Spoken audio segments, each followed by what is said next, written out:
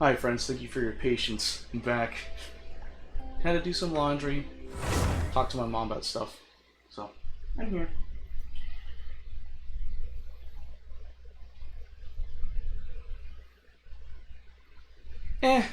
Not really. Gotta deal with some personal stuff tomorrow. So, thanks for asking, Rit. It is what it is. It sucks. Yeah. It sucks. Unfortunately, that's just how it is. Ah, come on. Okay.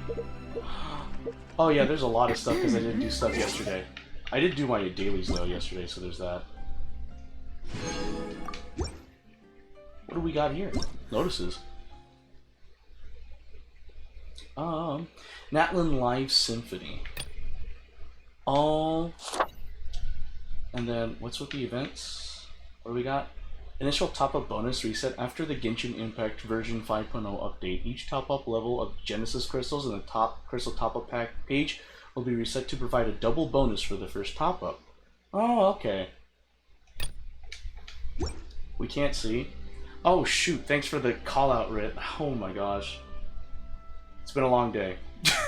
Thanks for telling me that. Good thing nothing really happened yet, so...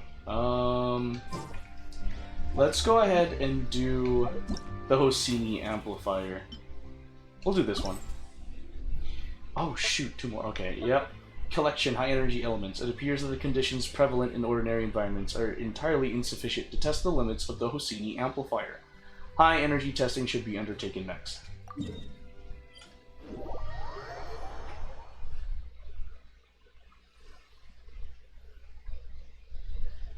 Oh, and I wonder where can I put in a code?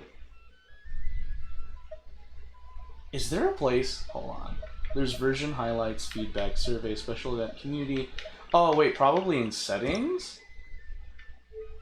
Resources, user. Oh, redeem code. There we go. Okay, let's see if I remember. I saw it on YouTube just now. Genshin gift, or you know. Oh. Genshin gift. Exchange? Awesome. What'd I get?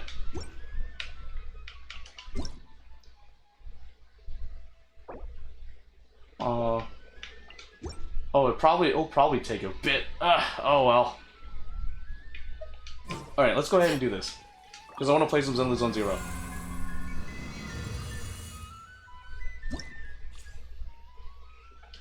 Okay, party setup. Ooh, Yai Miko, Ayaka, and Jiangling. Okay, you...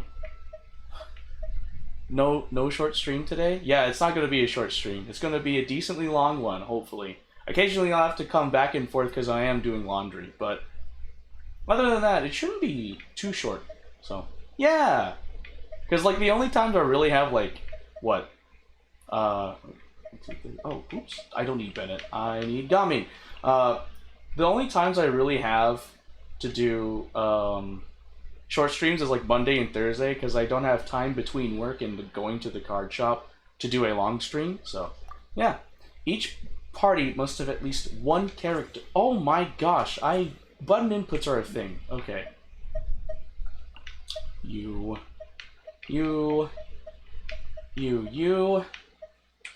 Then we use you, and you. Okay, so let's set the vectors. Alright. For this one, definitely. Definitely. This one, yeah, of course, definitely. And then this one. Yeah. Yeah, I don't have enough motive force. None of my characters are like leveled up to the point where it can give me a sufficient amount of motive force to get everything. So unfortunately, I was nerfed during this limited time event, and it's only my fault. Wind, hear me.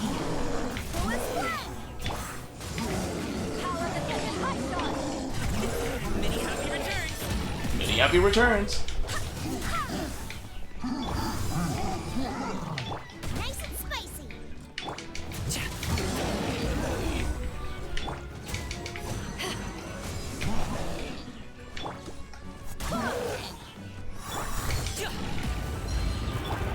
Oh, wrong one. I meant to hit Jiangling.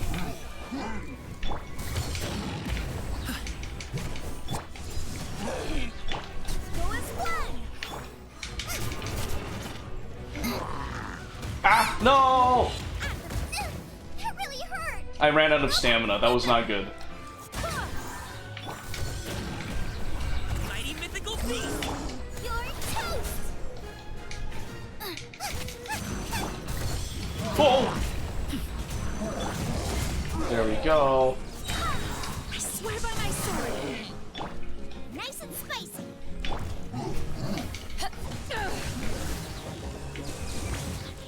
Trying to remember which character I haven't done things like. Wait, hold on. Oh, hold on. There we go. There, okay, and then. Eyes on me. At the fry pan, into the fire. Okay, good luck. Thank you. Next round begins. Alright. Wow. Oh! Sakura swirl. That's. Take flight. Let's spark things up a little. No one escapes my sight. Don't get frostbite. My apologies.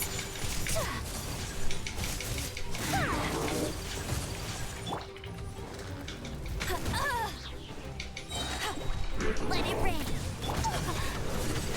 There we go. The ice. Embrace the ice. Whirling snow. Oh, no. There we go. You're in for a little shock. Dodge this. Take flight. This moment will be frozen in time. Free. You're in for a little shock. Sakura swirl. No one escapes my sights. Go Baron Bunny. Oh, we got ruined Gave drakes. us too much. Nice. You're in for a little shock. Whirling snow. Nope, wrong one. But I can Come a do little this. Closer. Cool it. Oh. Ah! My apologies.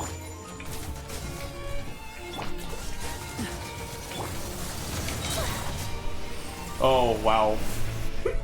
As long as I get, like, the 500 points, I'm okay.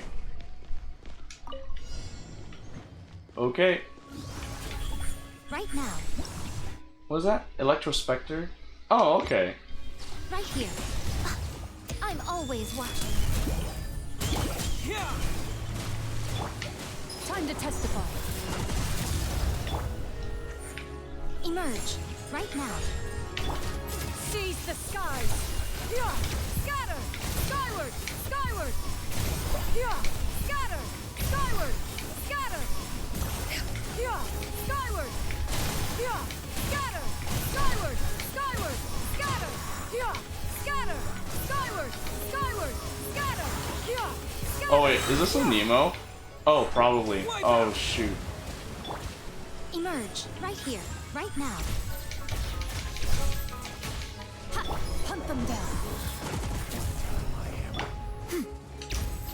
Stray cloud converge. Right here, right now! Skyward. Man, I really wish I got Yai Miko. Apparently I saw a team from Doro 44. It's called the AFK Squad. It's like Shinobu, Yai Miko, and 2 other characters, and all you have to do is their elemental skills. Oh, Nahita's part of it too. And it's funny. A sight to Because behold. literally you just set up your elemental skills, Right here. and they just die.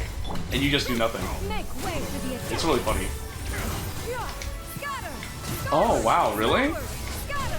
Yeah. Scatter. Oh. Okay. Well. Yay! Whatever. Give me that. We'll move on to the next one. Extension polyphasic excitation. In theory, the Houdini amplifier can simultaneously conduct and excite the elemental potential within people. This experiment is intended to prove precisely this. Okay. Do this one. Oh, we got Nouvelette and Shinobu. Okay. So, Shinobu, Dea, and then, of course, we have these. And Nouvelette. There we go. Of course, I'm gonna do something basic.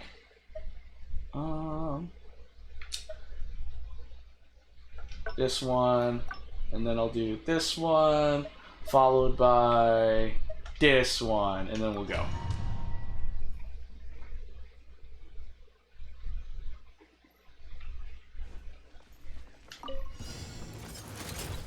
Lightning terrified! Many happy returns. Wind, hear me! Power that ended Python!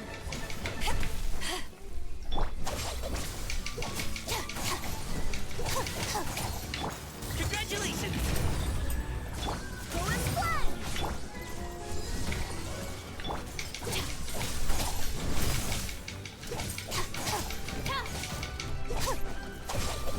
Ayo.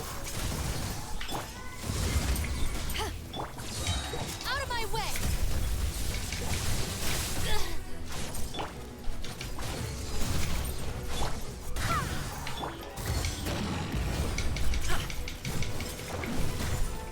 Aya.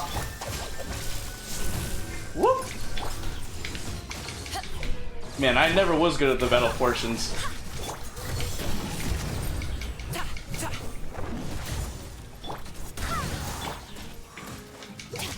Our bond is strong! Am I? A mighty mythical beast.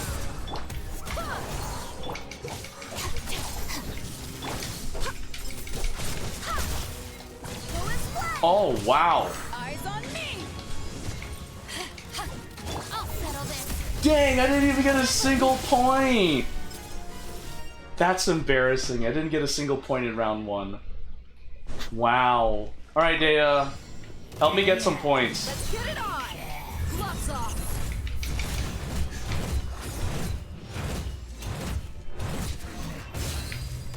Don't get frostbite. Freeze. Surrender and be gentle. You're in for a little shock. Let it rain! Dodge this. Come a little closer. Look alive!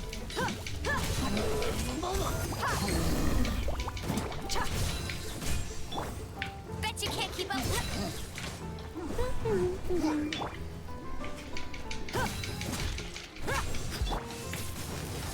You're in for a little shock.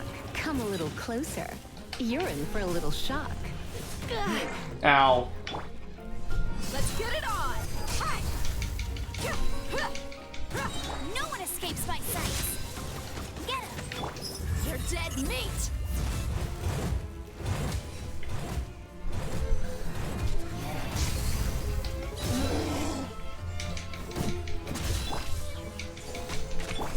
Look alive!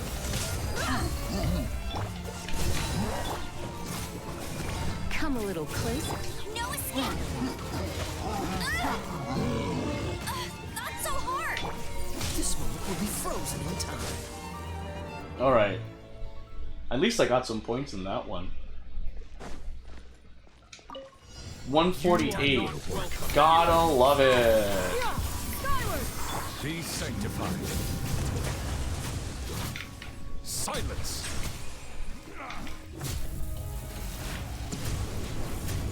You are not welcome here. Let's end this now. Where evil lurks, shoot on sight! Gray clouds converge! Now you're Scatter! testing my patience. Scatter! Skyward! Skyward! Scatter! Scatter! Oh. Skyward! Skyward! Scatter! Skyward! Scatter! Scatter! Skyward! Scatter! Okay, now I'm just hoping I can get at least, you know, Let the mighty be humbled. 500.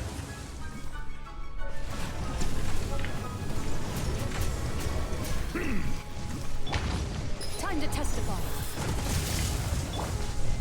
Bow your head. Make way for the Adeptus! Skyward!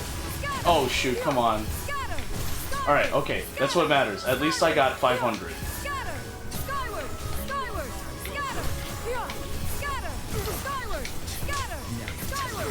Skyward! Scatter! Skyward!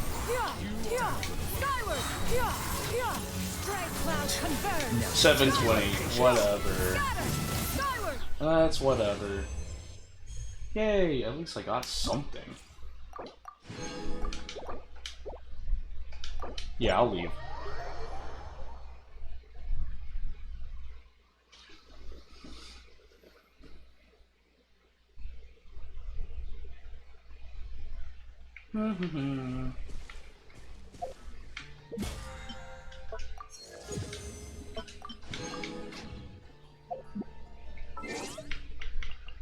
Did I get something?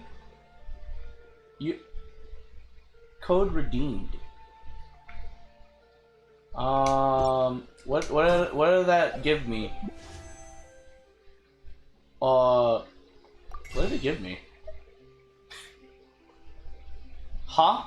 I'm so confused. What did it give me? Well, you know what? Wait, and then 160, so that's one wish. Okay. Alright. That's something. It's something. That's what I say. It's something. It's something. Oh, wait, that's a Pyro Whopper flower. Oh, heck nah. I ain't dealing with you today.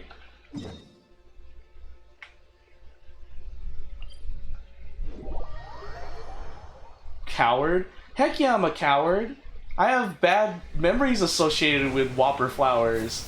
They're really annoying to beat. Like, when I first started playing Genshin Impact, the hardest enemies to face were the Abyss Mages and the Whopper flowers. Because the Whopper flowers, after a certain time frame, will have that charged attack.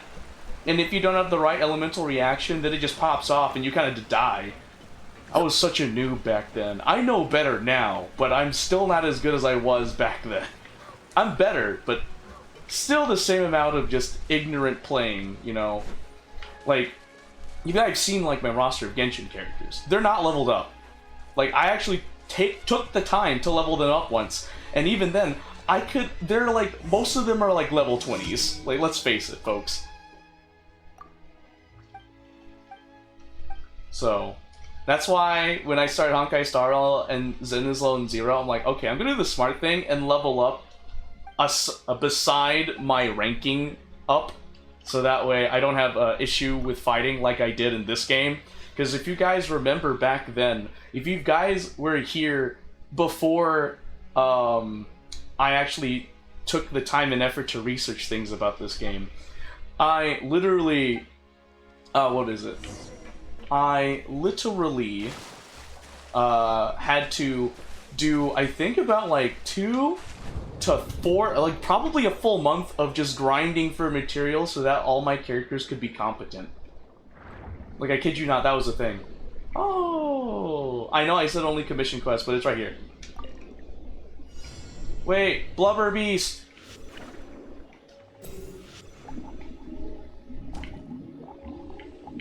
Oh, I'm sorry, I didn't mean to hit you.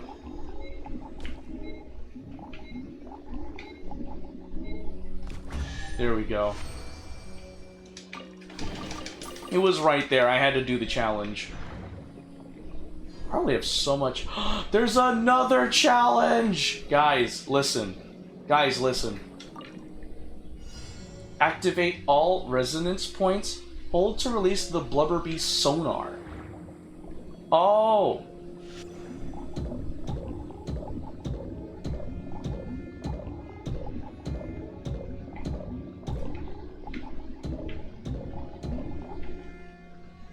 Oh! I thought I had to hit the same thing. Oh, that's what it was? I didn't know. I didn't know any better. Oh, there's a bunch of barrel conch. Hold on, let me get this, because apparently barrel conches are only native to Fontaine, and I'm pretty sure I'm gonna need that. Okay, there should be one. Oh, there we go. Alright. Let's get that dude's treasure.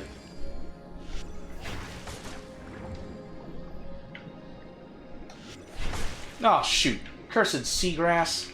There we go. Woo!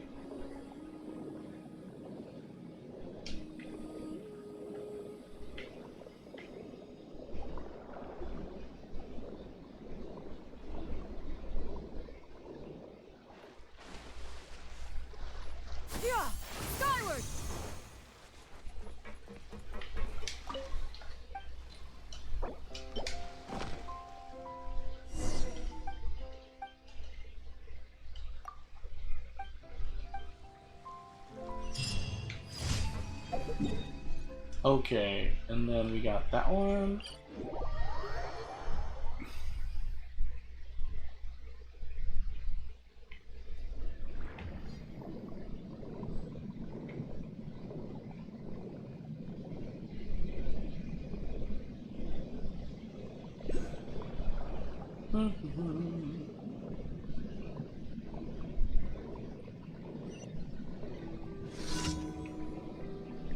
Oh, wait, hold on. There we go.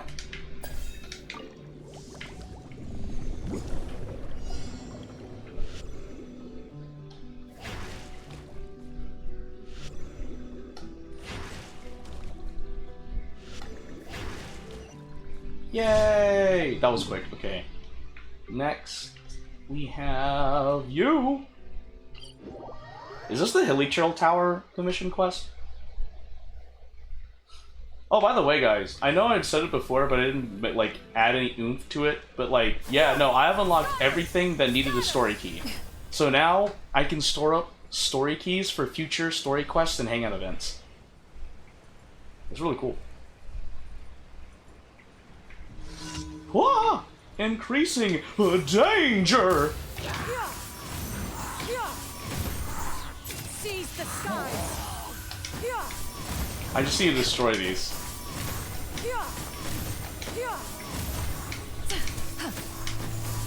There we go. Alright, I used my elemental burst for something that important. Yes, I did. Okay, we're moving on. I was like, okay. I learned, because I got used to triple jumping and then doing the plunging attack, I learned recently that I'm like, I don't have to do that. I can literally just do one hop and a plunging attack. Like for the Hilly Trail Towers, because I'm like, you know, I don't need to do a full-on, like, powered-up plunging attack. I can just, you know,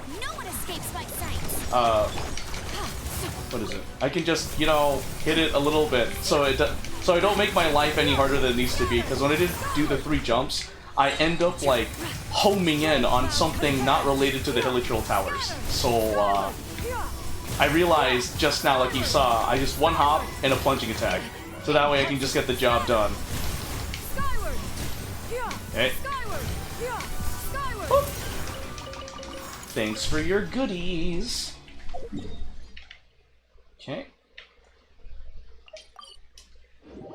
And yeah, that's it. That's it. Add Astra. Yes. Thank you I shall claim my commission rewards. Add Astra. Add Astra. Yeah, Catherine. Freaking huh. I'm playing now.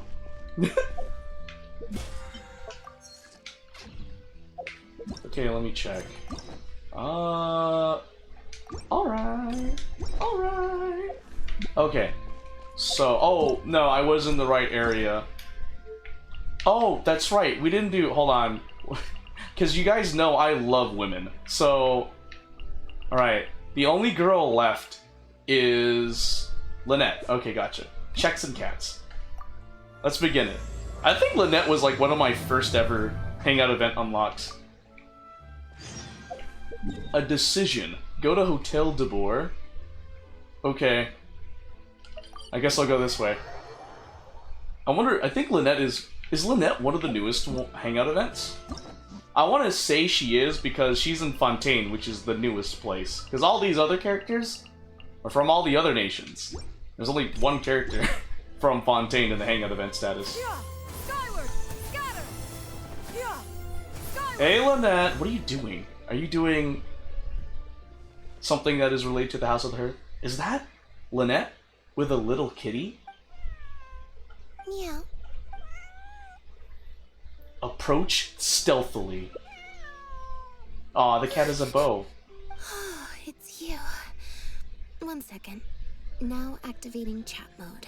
You made me jump there. I thought they'd finally caught me. Made you jump? Barely. I didn't notice. Well, my heart rate did. Jumped up a little, I mean. So, what kind of trouble are you in exactly? Objectively speaking, the trouble was entirely of my own making. Half an hour ago, I was at Hotel de Boer for a drinks reception. It was to celebrate the successful opening of a show, but it was draining my energy. So, I waited for the right moment, then snuck away so I could switch to standby mode. I see. So they sent someone to find you and bring you back? But why? Probably because I'm playing the lead role in the show. The lead role? Is that so surprising? I'm always getting invitations to do solo performances. I just usually get Linny to write back and turn them down. But then came the Fontanalia Film Festival. We took all the kids from the House of the Hearth out to see a film. And after it finished, they all started clamoring for me to try out acting for some reason. Even Linny was chanting along with them. Anyway, it just so happened that a director called Mary had sent me an invitation right around then. I'll spare you the details, but basically, I ended up accepting it. So this is the dramatic debut of the magician's puppet, huh? Yep, you nailed it. I'm playing the role that's a cute of pose. a puppet. In fact, the show's called The Lost Puppet, and it's a masked mime show. So I don't have to do any facial expressions or say any lines. Literally just a series of physical movements. The director says it's a very avant-garde art form. That does sound pretty avant-garde, but can people understand the plot? Art is not comprehended by the mind, but felt in the heart. At least, that's what the director says. Anyway, if nothing else, the opening performance seemed to go down well. At the drinks reception, everyone was crowding around me, saying, "Triumphant character portrayal, faithful adaptation of the original work, unequivocally, quintessentially avant-garde," and stuff like that. But That is suffocating wording. Whoa. So I'd be when they burdened left by me to that go harass saying. the director instead, I was out of there. For once, you weren't able to use Linny as a human shield. The other thing is, some weird things happened while I was on the stage. Oh, sorry, Bonnie. I didn't mean to leave you out of the conversation. My bad. I take it Bonnie's your pet cat? No, we just met. We bumped into each other right after I slipped away. And you've already named her? Well, it'd be kind of difficult for us to communicate otherwise. Besides, I think she's taken a liking to the name. Haven't you, Bonnie? Yeah, that's right. Good kitty. We'll go find your owner soon, I promise. Owner? Not a stray cat then? Nope. She's wearing a collar, and for the most part, she's pretty well groomed. If she is a stray, she hasn't been for long. Her stomach's been growling a lot. I guess she must have been missing for a few days now. As much as I'd love to hang out with her for a while longer, her owner's probably worried sick about her. Assuming she has an owner, that is.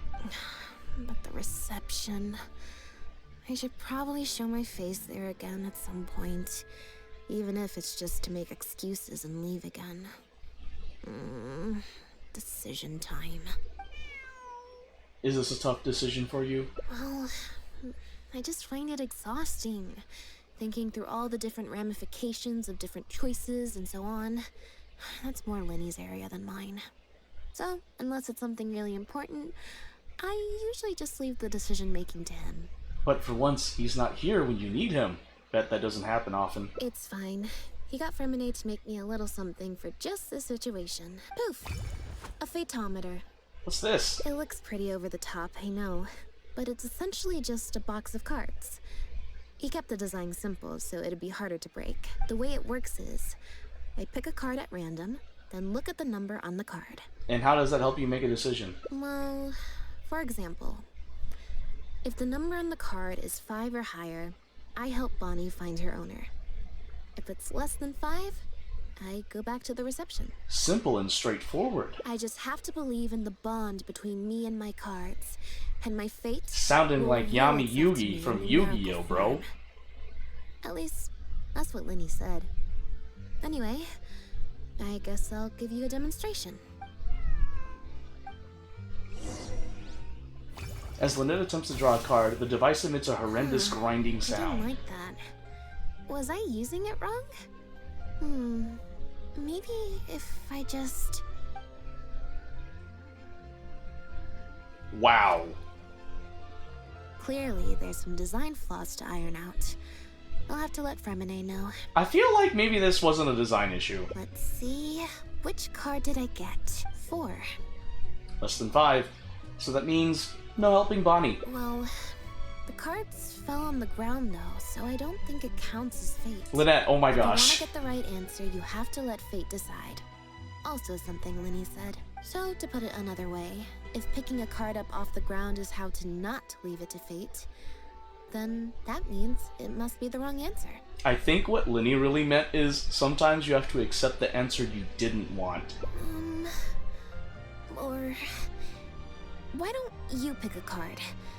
Since I ran into you here, that means our fates are like interfering with each other. Alright, I'll pick another card for you. Thank you. This one is final, I promise. Here, take the Fateometer. If it's 5 or above, that means fate successfully changed. Anything lower Something than tells 5 me is a I get fail. to choose. Also, if you have your own thoughts about what I should do, feel free to share it. Now that I've got a good problem solver here to help, I don't need to run every little thing by fate.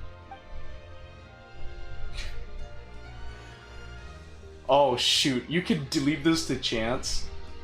Let's do this. Fateometer. I'm not sure. Let's leave this one to fate. Alright. Then let's see where fate will lead me. The random checks triggered by the Fateometer often serve as indicators for Destiny's course or the success or failure of an action. Press to draw a card and get a random number between 1 to 20. If the number displayed is greater than or equal to the check difficulty, you will pass the check. Otherwise, you will fail it. Yep. Adequate preparation and friendly aid can sometimes affect the result of these checks. Your current check bonuses will be added to your randomly drawn number, making it easier to pass checks.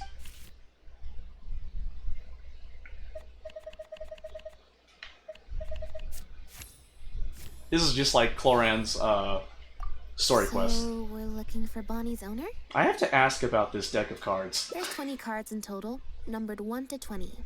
So there's only a 1 in 5 chance of drawing less than a 5. I should also mention, this time the cutoff was 5, but I just set that to wherever I feel like. Wow, you really don't want to go back to that reception party. To put it in perspective, I said I'd only do the show if I drew a 1. Fate can be pretty sneaky sometimes. So, how do you plan to find Bonnie's owner? I think I'll go to the Steambird and see about putting an ad in the paper. You wanna come along? I think Bonnie wants you to come with. Sure, if it means I get to hang out with you for a bit longer.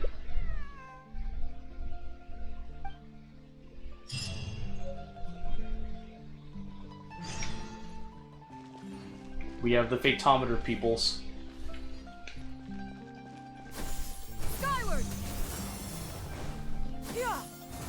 To the Steambird! I could have teleported. Oh, my weekly thingy. Did I do my weekly thing already? Every stupendous day starts with a steambird. Oh, hi Lynette. Hi Traveler. What can I help you with? We wanted to ask about the latest Tales of Humanity column. Any commissions in there about a missing cat? I don't think so. Have you picked up a stray? Yep. If there's no commission to follow up on, could we post a notice about the missing cat instead? Why, of course. What a kind thing to do. Just fill out the form. Well, we've registered you as missing. You can stay at my place until your owner finds you.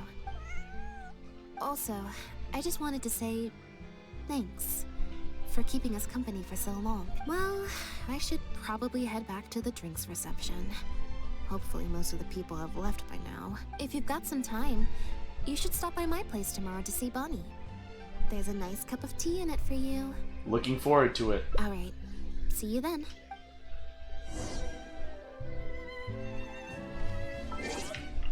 Fine. We'll have to wait.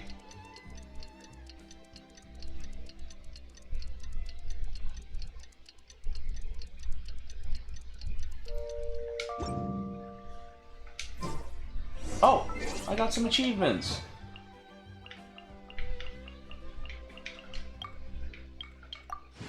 Nice.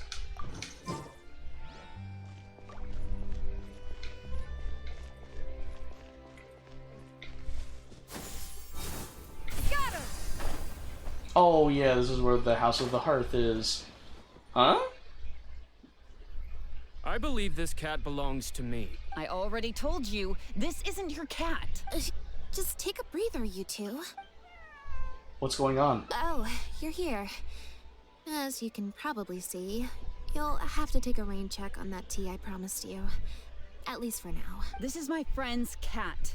He's preoccupied with some important business, so I came to retrieve her in his stead. Passive checks are a special type of checks that need not be actively triggered, but instead will automatically trigger at specific times. If you pass, you will find some hidden information, such as irregularities in a person's attitude or certain incongruous details. Insight check success. This lady's expression seems a bit unnatural.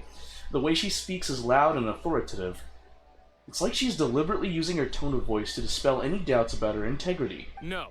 It's far more likely this cat escaped from the Humane Society.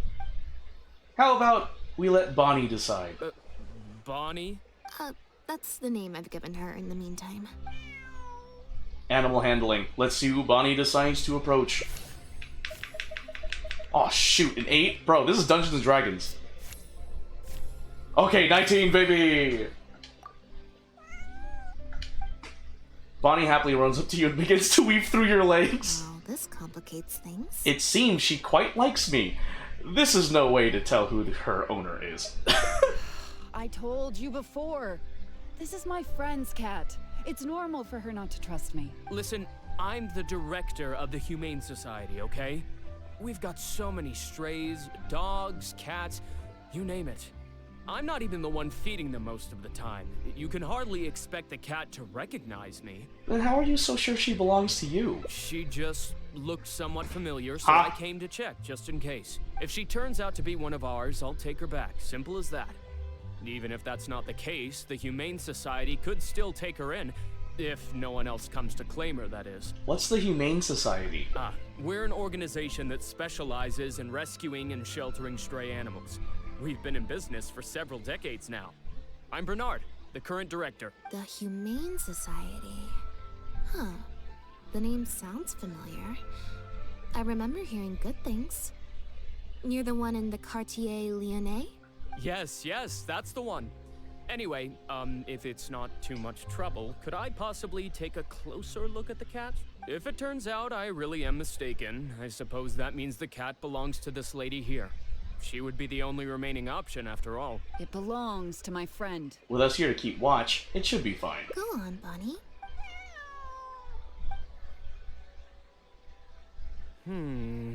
Oh, nope. Looks like I was mistaken. They do look similar, but there's an ever so slight difference in this one's fur color. Deepest apologies, friends. Well, I suppose this means I still have a missing cat to search for. Apologies again for the confusion. So, is this your friend's cat? Oh, yes, exactly. Wait a second. You lied earlier, didn't you? Lied? I'm afraid I don't know what you mean. A liar always has a tell. The look in their eyes, their breathing pattern, the way they hold themselves. The things that can give you away are often more numerous than you would think. What are you talking about? The way I see it, you're conflating baseless conjecture with fact. Normally, when someone is called out, their breathing speeds up as they begin to panic. But your breathing pattern hasn't changed one bit. In fact, it's been strangely calm and measured this entire time. It stands to reason, then, that your agitated behavior earlier was all an act. If you're a bad guy, I'm sure you'll take off running the first chance you get. If you're a good guy, the most likely explanation is that you're a member of the Guards, or some similar organization. And you're basing this off of? Intuition. Nothing more. Intuition. Well, I have to hand it to you, Lynette. You're right. I'm a member of the Guards. The name's Elodie. I'm currently investigating a cross-border smuggling case. This cat here, Bonnie was her name? Well, her owner is one of the prime suspects of our investigation. A couple of days ago, our suspect got wind that we were on his tail and fled. That's most likely how he got separated from the cat. I just so happened to stumble upon your notice in the Steambird. So, I decided to see if he'd come back for her. But looks like I overestimated him. If I were on the run, I don't think I'd come back either. The impact of this case has been huge. The Marechaussee Phantom, the Guards, and the Special Patrol have all launched investigations. If there was even the slightest chance that he would show himself, I had to follow up on the lead. So, what's being smuggled? A new kind of illegal drug. Imitation synth. We confiscated all the synth on the market, but addiction isn't something that goes away overnight. Even without substances on the market, people are still looking for a way to get their next fix, and criminals are all too eager to capitalize on that addiction. That was the impetus for imitation synth. Needless to say, a small-scale market opened up very quickly. After the original synth debacle, we put several measures into place to prevent similar incidents from occurring. The perpetrators got smart, though, and shifted their sales overseas before those measures could kick in. That's when the imitation synth smuggling began. We only recently got word of the presence of imitation synth overseas. We managed to track down evidence of some early transactions. What we were able to find out, however, hasn't proven that useful given the amount of time that has passed. The Marechaussee Phantom launched an investigation to track down every person in Fontaine capable of producing a drug like that. That's how we learned about Bonnie's owner. Who is he exactly? He's a researcher at the Fontaine Research Institute. His name is Pierre. Pierre Lafayette, to be exact. Lafayette. Insight check. Oh. A slight look of dread just crossed Lynette's face. Strange. She usually schools her expressions with mechanical precision. The Marechaussee Phantom found him in Poisson. In addition to the cat, he also had a pendant with him. Ooh. At first, there wasn't much cause for suspicion. A search of his house didn't reveal much to go off of either. The Marechaussee Phantom very nearly left it at that. It was only later that we realized the coat of arms on his pendant belonged to none other than the Lafayette family. One of the most infamous aristocratic families in Fontaine. Obviously, this discovery prompted a further investigation into Pierre. At that point, however, we discovered that he'd already fled. Now the Guards and the Special Patrol are all searching for him. Could his family be hiding them? That's not Or possible, him, my bad. actually. The Lafayette family has been gone for a long time. Exactly. Many years ago, several important members of the family, including the Patriarch, were murdered by an assassin of unknown origin. From that point on, the family's power and influence took quite the hit. The family is engaged in all manner of crimes. As you can imagine, there's no shortage of people waiting in the wings to take their revenge. And with the family severely weakened, they were able to do just that. Most of the remaining family members succumbed to sickness or hunger. The ones that survived are currently living out their days under a new identity. Pierre is one of those very survivors. He's been hiding away in the Fontaine Research Institute all these years. His true identity unbeknownst to all. Until now, that is. Is it really okay to share all this information with us? Well, my fellow guards have told me all about how smart and courageous you both are. Red, hey! And I know Welcome you to possess the a stream. strong It sense of has been a justice. while. How are you doing? There could be a chance that Pierre, or one of his accomplices, might attempt What have you been up post to? Bonnie. Oh, I Now, had a you've bad been day. briefed Oh, on I'm this sorry to information. see that, Red. I Hopefully, was hoping things get you'd help better, us keep a lookout. like, soon. If I take Bonnie back to the guards with me, there's no way Pierre will try and come for her. Not even the most daring of criminals would attempt something like that. Two friends dropped you because of their ego? Aw, dude, I'm sorry to see that. That sucks. So, should we keep Bonnie with us for the time being? Better off Damn it. without him? Yeah. I'm not holding out too much hope that If you Pierre say will come so. back for It her. still sucks. It's But not a if good there's feeling even to the lose friends slightest over chance, something as trivial as then it's ego, worth you a know? shot. Sorry about that. Well, I've got some other leads to follow up on. If Pierre does appear, please contact me right away. What's wrong? It's nothing. I'm fine. It's just Well, the head of the hey, Lafayette family. He was if you the say so. eminent person. I that send good kidnapped vibes me your way, all these Red. years ago. It was at a dinner Oh! party. Someone tricked me into boarding the Lafayette family carriage. Whoever it was, they took me back to their home. Oh! But before anything worse could happen, Father intervened. So that's what happened. Then the assassin Elodie mentioned. Yep. father was the one who orchestrated the fall of the Lefebvre family. That's what led Lenny and I to join the House of the Hearth after all these years. I never thought I'd hear the Lefebvre name again. Are you okay? Don't worry about me. I wasn't feeling sorry for myself. I was just thinking about Lenny. He's been acting strange recently. He avoids me for days on end, consumes himself with some secret investigation, and then out of the blue pushes me to do that acting job.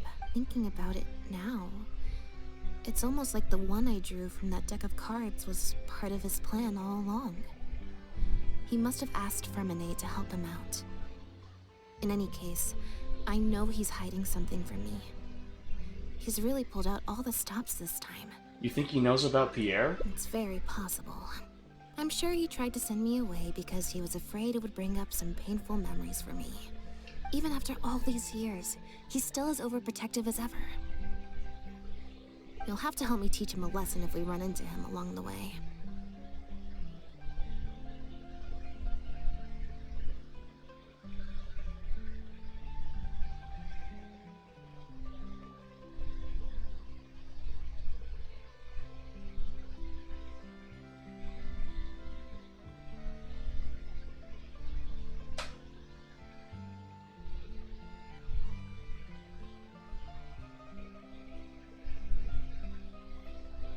Along the way, are we going somewhere? Also, hold on.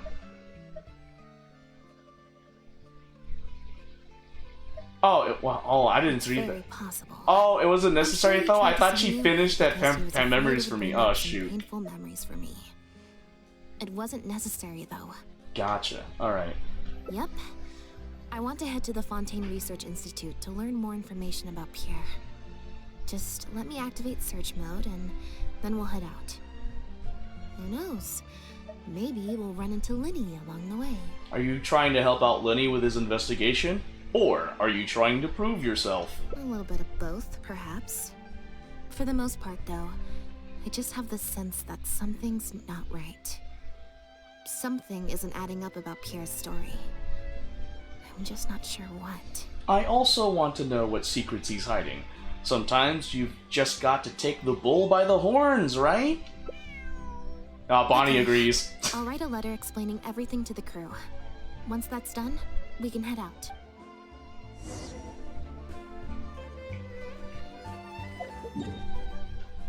Okay.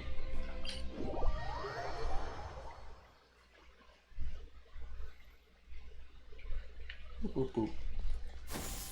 Huh? Hua. Hey, Lenny and Chevreuse. Lynette, you're, not at rehearsal? You can drop the act, brother. In fact, I don't think either of us will have a need for acting anytime soon. You should know better than to try and keep something from me. You've never been able to do that, even when we were kids. Well, to be fair, I kind of showed up, so. And that's why I tried to distract you with the masked mime show. But I guess you're just too good. Care to introduce us to your new assistant? This is Officer Shovras, captain of the Special Security and Surveillance Patrol. You may have met her already. We meet again. Nice to see you. I should clarify something. Mr. Lenny's here at my invitation, not the other way around. To borrow your expression, Miss Lynette, I suppose that would make him my assistant more than anything. We've brought on Mr. Lenny as a consultant in the past.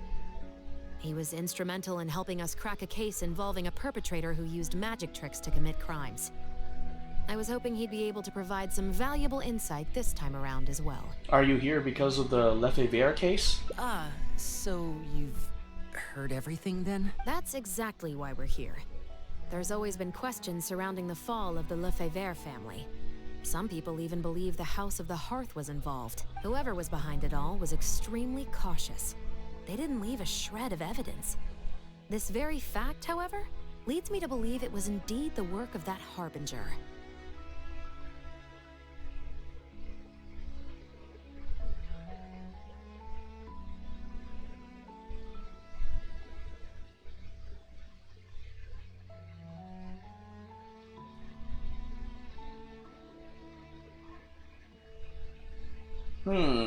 Interesting. My purchase protection for my San Japan ticket failed. That's so weird. Anyway.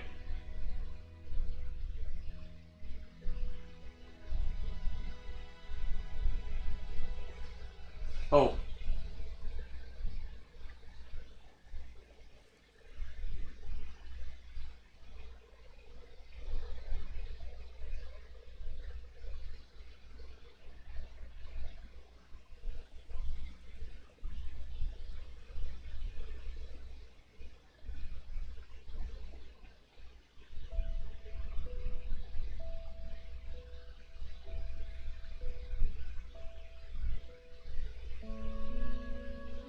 I took a look at the entrance and exit records of all the carriages that night. Let's just say it wasn't hard to deduce that there's ill will between you two. Don't worry, I don't have any evidence to that effect, and I certainly don't plan on going to bat for such a despicable family. Plus, you were victims back then more than anything. I sought Mr. Linney's help with the smuggling case. Nothing more. You're really teaming up with the House of the Hearth? The way I look at it, it's a collaboration between us as people, not the organizations we represent. Besides, by working together, we can expose the truth as quickly as possible. You can hardly say that's at odds with the justice my organization strives for. I'm assuming you wouldn't be opposed to some extra help. Not at all. I was planning to invite you from the very beginning, Miss Lynette. It's just that my assistant here raised some objections. Linny, I'm not the same person I was back then. That little Ooh, girl so who did sassy. nothing but cower in the corner in fear. She doesn't need saving anymore. I know you want to protect your little sister, but little sisters don't stay little forever. I'm sorry, Lynette. You're right. I let my concerns get the better of me. Oh, and the next time you want to distract me, you should try a different approach. Who's this? You pick up a stray while I was gone? It's a bit complicated. I'll explain later. Anyway, her name's Bonnie. Well, if there are no objections, then I suppose the only thing left to say is... Lynette, Traveler, welcome to the team. Chavrus and Lenny share with you what they've learned over the past few It appears days. the Lefebvre family was very particular in their use of insignias and emblems. The family would use different emblems to mark differences in status, blood relation, and the like. In fact, the insignia that was discovered on the pendant was used to represent an illegitimate child. So that would mean Pierre is a bastard child? It's highly likely. That very status might have been what allowed him to emerge from the fall of his family relatively unscathed. It would also explain why he was able to assume a new identity as a researcher with relative ease. We discovered something interesting, though. After talking to some of his co-workers, it appears he pretty much works at the Institute in name only. He's practically been cast out. Wait, what happened? Apparently, Pierre was once addicted to synth. He tried to use the resources at the Institute to create a substance with a similar effect. He claimed it was just for research purposes, but the Institute revoked his access to the relevant materials regardless. He was placed on disciplinary leave, pending a thorough investigation of his actions. But it seems the Institute ran into some trouble along the way. Could have been a lack of personnel or a timing issue. In any case, they had to table their formal investigation into Pierre. Unfortunately, that also included reporting any relevant information to the higher authorities. As for his family background, it appears none of his co-workers at the Institute were aware of that information. All they could tell us was that he was quite the recluse. Maybe we'll have to take our investigation elsewhere then. Did you find anything useful at his residence? Other than the pendant, we didn't find anything else of note at his residence in Poisson. I don't know how he was in Person then. Based on the samples of imitation synth we've been able to analyze, it appears the substance leaves behind strong traces wherever it's produced or stored. Those traces might not be obvious to the casual observer, but they're not something our guard poodles would miss. Pierre's home, though, came up completely clean. We didn't find any records indicating possible involvement in overseas transactions either. So, the Marechaussee Phantom didn't view him as a major suspect at first.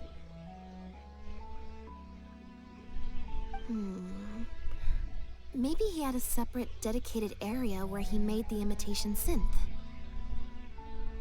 Well, his neighbors did say he was often Oh gone yeah, you for can long ask a stretches question, of Rit. time. What's up? You would think with him out and about so much, people would have spotted him around Poisson, but residents said they barely ever saw him in town. If his reclusive nature was just a matter of keeping a low profile, I guess it would make sense for him to have a secret base to carry out his business. After he disappeared, the guards conducted a thorough search of Poisson, but they didn't come across Oh, any suspicious unfortunately, locations. no. Poisson. It's only on quests. What is it, Linny? You know Lynette? Hotel de Boer, My bad. where I first found Bonnie? To get there from Poisson, Yeah, that's you what have to sucks. cross a I had that stretch of same ocean. thought, because there's some It's not characters somewhere a cat that I would could just love to wander just off on its interact own. with, just in the overworld. Like, I don't need to pull for them. A cat? You mean...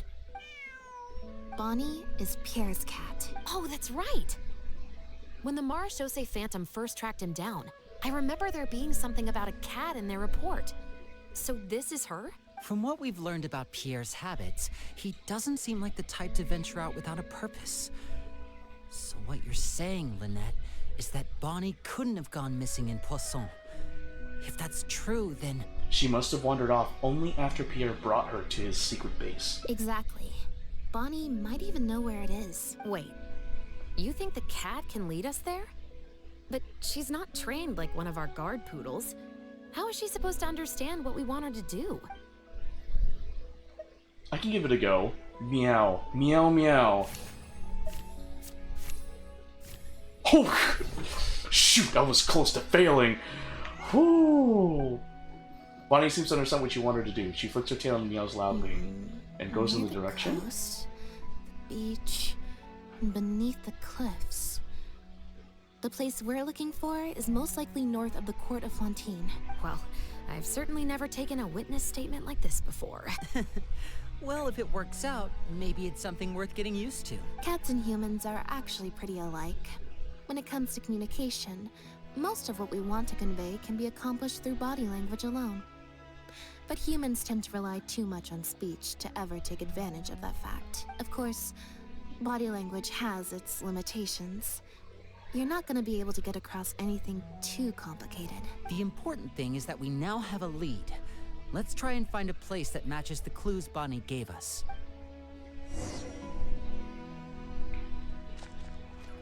Go and check the suspicious location. Alright.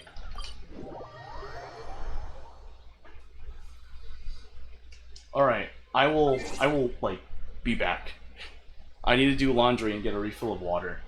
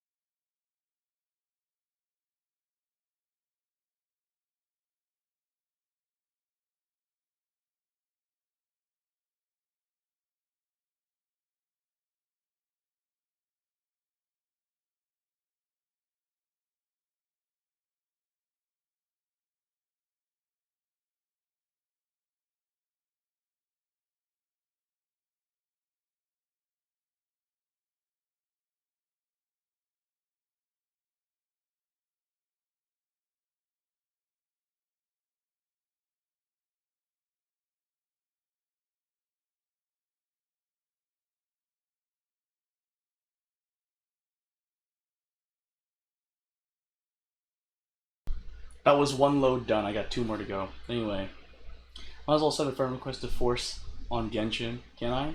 Oh, you can. You can. I don't mind. Did you send me the friend request, Rit? Because I will gladly accept it.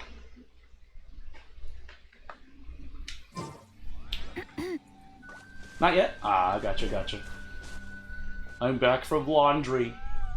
Seems like Bonnie is trying to take us somewhere. Ah, I understand. Bonnie! Well, that's a cute cat running animation. Gardamex ahead. Look out! Look out! Skyward! Let my name echo in song! Strike a pose! I have Farina. You know what? I probably should max out Farina because Farina apparently is really fun to play. Make way for the objectives! Scatter! Skyward! Skyward! Scatter! Yeah! Scatter! Skyward! Scatter! Skyward! Yeah! Scatter! Yeah! Skyward! Yeah! Yeah! Skyward! Yeah! Yeah! Oh shoot, more Gardamex? Oh man. Scatter! No escape! I'll race you in! Seize the skies! Yeah! Scatter! Skyward! Yeah! Yeah! Scatter! Skyward! Skyward! Scatter! Skyward! Scatter! Skyward! Scatter! Yeah! Yeah! Skyward! Yeah! Scatter! Skyward! Bombs away! Make way for the objectives! Skyward! Scatter! Go near the base? Okay. Oh, that's the base? Wow, Lynette, you found this place so easily. If I thought there was any chance you'd say yes, I'd recruit you into the Special Patrol here and now. No questions asked. Sounds familiar. I pretty much receive letters daily from people trying to poach her from me. Let's just focus on our search. There's a lot to investigate.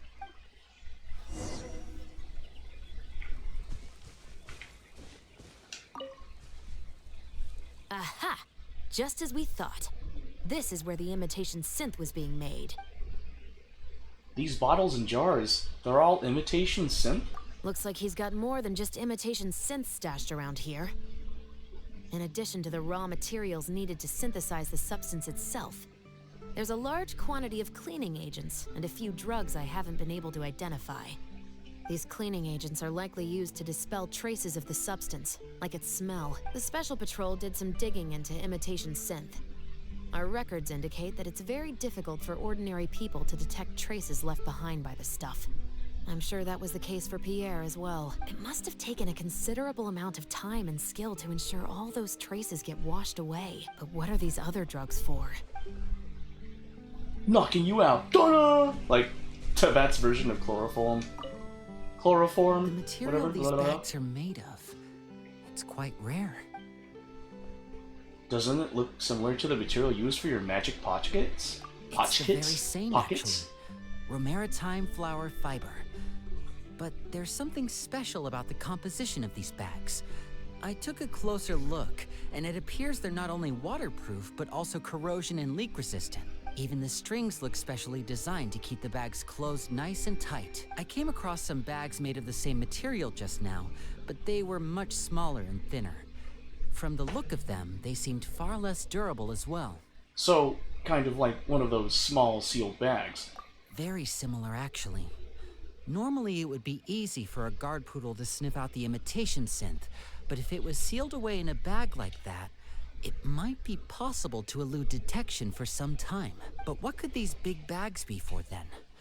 If the goal is to keep the imitation synth hidden and sealed away, these bags seem a bit too conspicuous.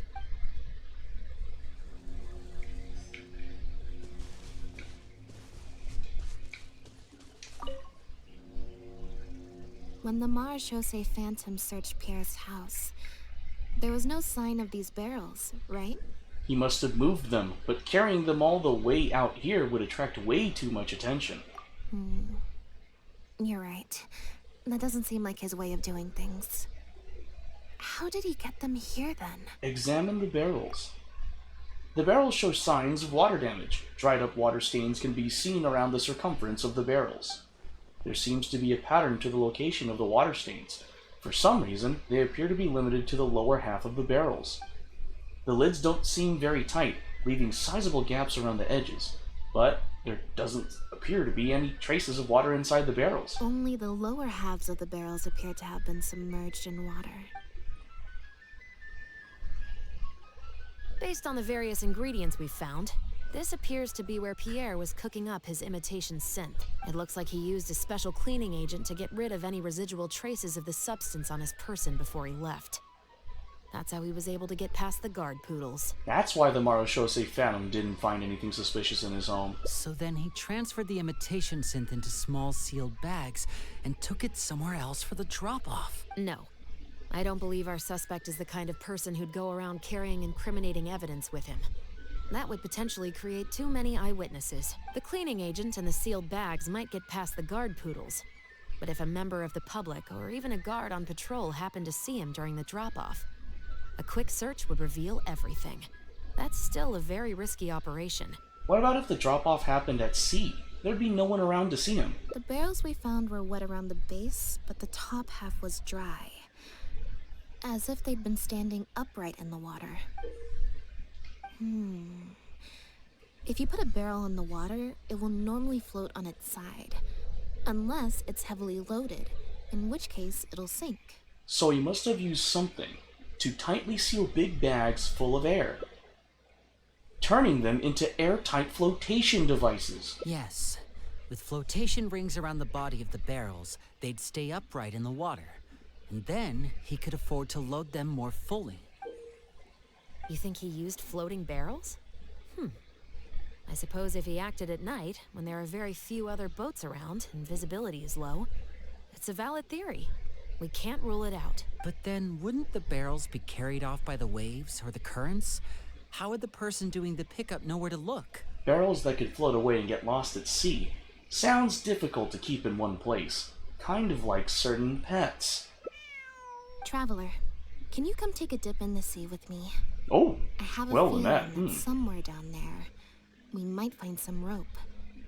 If a rope can be used to keep a pet from running away, then why not a barrel? She asking me to swim with her. Ooh. Hey, yo. I can't believe how much progress we're making with this investigation. Without your help, getting this far would have taken me an awful lot of time and manpower.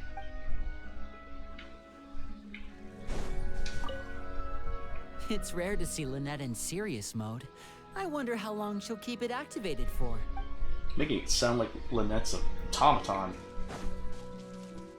Yeah. Scatter.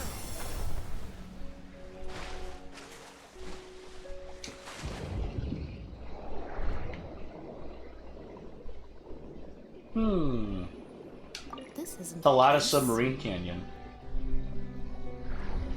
The wreckage of a small boat? This isn't the place. Hold on.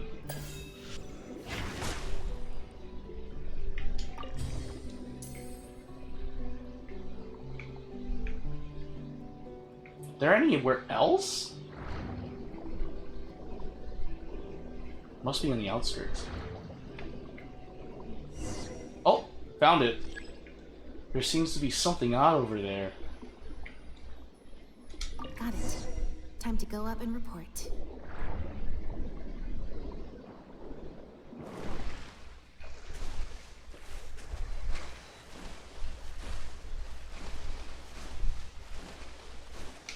Okay, it was quicker to just swim in the water.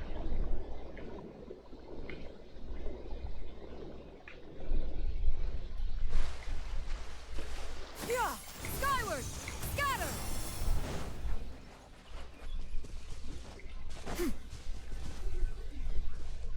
As expected, we found a few pieces of rope and some anchoring stones underwater. If you attach them to a floating barrel, it would look like this. With this anchoring system, it would be possible to use floating barrels for the drop-off. You would just need to drop them in the water at the agreed upon location. We also came across the wreckage of a small boat. It must have been left out on the water and capsized due to the force of the wind and waves. Its small size, however, would have made it perfect for staying undetected. Let's talk this through. Based on the evidence we've collected, it seems like Pierre would row a small boat out to the agreed-upon transfer point, drop off the barrels, leave, and then row back and retrieve them after the transfer was complete. Why use such a convoluted drop-off method? Wouldn't it be easier for both parties to meet up at the transfer point on their respective vessels and exchange the goods right then and there? It could be that he was trying to avoid meeting up with his associate face to face. As one of the sole survivors of the Lefebvre family, maybe he was just used to that sort of elusive lifestyle. It seems like Pierre deliberately chose the floating barrel method so that the goods could be dropped off and picked up at separate times. That way, the two parties wouldn't have to meet each other. Well, if that's the case, they must not have a very close working relationship. Let's not jump to any conclusions just yet. Assumptions can be detrimental to solving a case. It's possible they were just But you trying need to keep make a low assumptions to profile. solve the case, though, Both sailing to the Chevreuse. same location at once could be too conspicuous. The most important thing is that we can now confirm Pierre wasn't acting alone. The floating barrel drop-off system is proof enough of that. Let's say for now that he was only in charge of producing the imitation synth. That would mean there has to be at least one other person involved in the operation, likely in charge of transporting the goods across the border. That explains why we couldn't find evidence linking him to any overseas operations. Since we've determined that the goods were transported by boat, maybe we can track down some travel logs or something. We can certainly check the various ports for that information. It's possible, however, that Pierre's associate also used a small boat for the transport, and docked along the shore rather than at a large port. If that's the case, it's unlikely there would be any record left behind. Have you looked into the ports already? Absolutely. Before Pierre disappeared, we made sure to investigate all sorts of outward-bound vessels. We also had port authorities keep a lookout for anything suspicious. Unfortunately, we were never able to find out how they managed to get the imitation synth across the border. A small boat and a few barrels isn't going to get you very far. You're right. Whatever vessel was used for the pickup, the person responsible for smuggling the substance out of Fontaine would have had to use a larger vessel for the actual transport.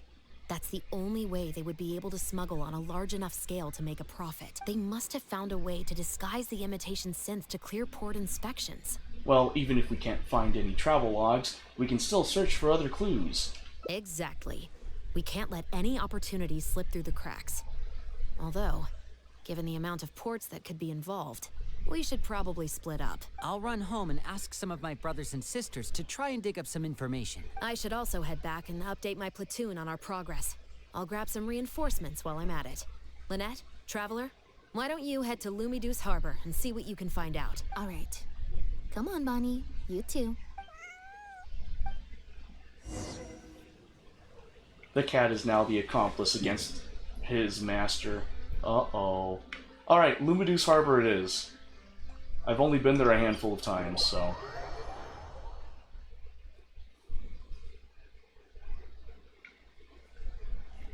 Yeah! Skyward! Scatter! Oh, Lynette, Traveler. And Bonnie, too. What brings you all here? Did something happen? We're here to check the travel logs. You update them on the situation. Oh. I see. Thank you for everything you're doing for the people of Fontaine. What are you doing here? I'm in charge of guarding the port. What? Screw what? You mentioned you were after some travel logs, You right? don't need the public I can go security fetch those for you. team? Why, Rit? Why? What happened? Tell me, Rit, what happened? Looks like I've got another hard day of work ahead of me. Are things usually pretty hectic around here? No, not usually. Biker gang. Okay, that's It's this fair. incident Did you that see? happened There's recently. another unit other than Before Caesar that, King coming out. Everything was normal. All we had to do was confiscate anything suspicious and we could call it a day. Pretty simple stuff. But You already got things Lucy are and much more Piper? complicated Fudge, I now. only got We Lucy. somehow let suspicious cargo pass through the port undetected. Not even our guard poodles were able to sniff it out. Even worse, we still don't know how the perpetrator was able to conceal the goods so well. By suspicious cargo, do you mean imitation synth? Yep. However, prohibited substances are just one example. We confiscate all sorts of contraband during the course of our inspections. Or at least, we're supposed to. So what happens to the goods you confiscate? Oh, we keep them in a storage locker. If they turn out to be something particularly dubious, we'll turn them over to the Maison Orderly. If the goods are only slightly suspicious but could otherwise be harmless, like raw materials that could potentially be used to create contraband, we return them to the ship they were confiscated from, instead of letting them pass through the port. Sorry for the wait. These are the travel logs for all the recent activity at the port. Oh, you brought Gerard with you. Actually, he followed me here himself. It's like he smells something on me. Huh. I wonder why Gerard is reacting to you two so strongly. Could it be because we just left the place where the imitation synth was made? Whatever Gerard smelled on you probably came from us. Huh? We were so careful not to touch it, but we still ended up with traces on us. If it leaves a residue so easily, I just don't understand how the culprit was able to disguise the goods at all. Why don't you have a look at the travel logs first? All ships coming in and out of the port are recorded here, except for the ones the port authorities ride to and from work. You flip through the numerous travel logs. Humane Society? You notice several instances where the Humane Society is listed. The name really seems to stand out. The Humane Society. We've encountered that organization before, right? Their name is all over the exit logs. The purpose for leaving is always listed as overseas adoption. Ah, the director Wait. of the organization explained that, actually. He said a lot of the cat and dog breeds unique to Fontaine are also very popular overseas. Oh, okay, I just connected the his two. organization offers an overseas adoption program. Bernard, the director of the Humane Society, was the man who came looking for Bonnie earlier. The cat that fled from Pierre looks just like the cat that the Humane Society is looking for. Could that really be a coincidence? It seemed as if Bernard was also hiding something. He seemed so insistent, but only ran a cursory check before just leaving like that. When he came looking for Bonnie earlier, what if he wasn't actually there to check if Bonnie was missing his cat? Or check if Bonnie was his missing cat. Blah. Maybe he was there for some other purpose. Have you figured it out too, Traveler? The way the criminal disguised the goods? Gotta And grind. Bernard I gotta asked to take a grind for closer like look at Chingy too. Bonnie. He was actually checking whether there was any imitation synth in her stomach. He was using the animals at his shelter to smuggle imitation synth. You don't need her anymore? The sealed bags we found at the secret base. They were specially made to You be need the biker gang? corrosion-resistant. Oh, that's an investment. So that they wouldn't be digested. And there were gaps around the lids of the barrels, and airbags were used to keep them upright in the water. So that the animals would be able to breathe. Those drug shovers found at We're the having a secret change. base, she most likely didn't recognize them because they're not used on human beings. It's an anesthetic used on pets.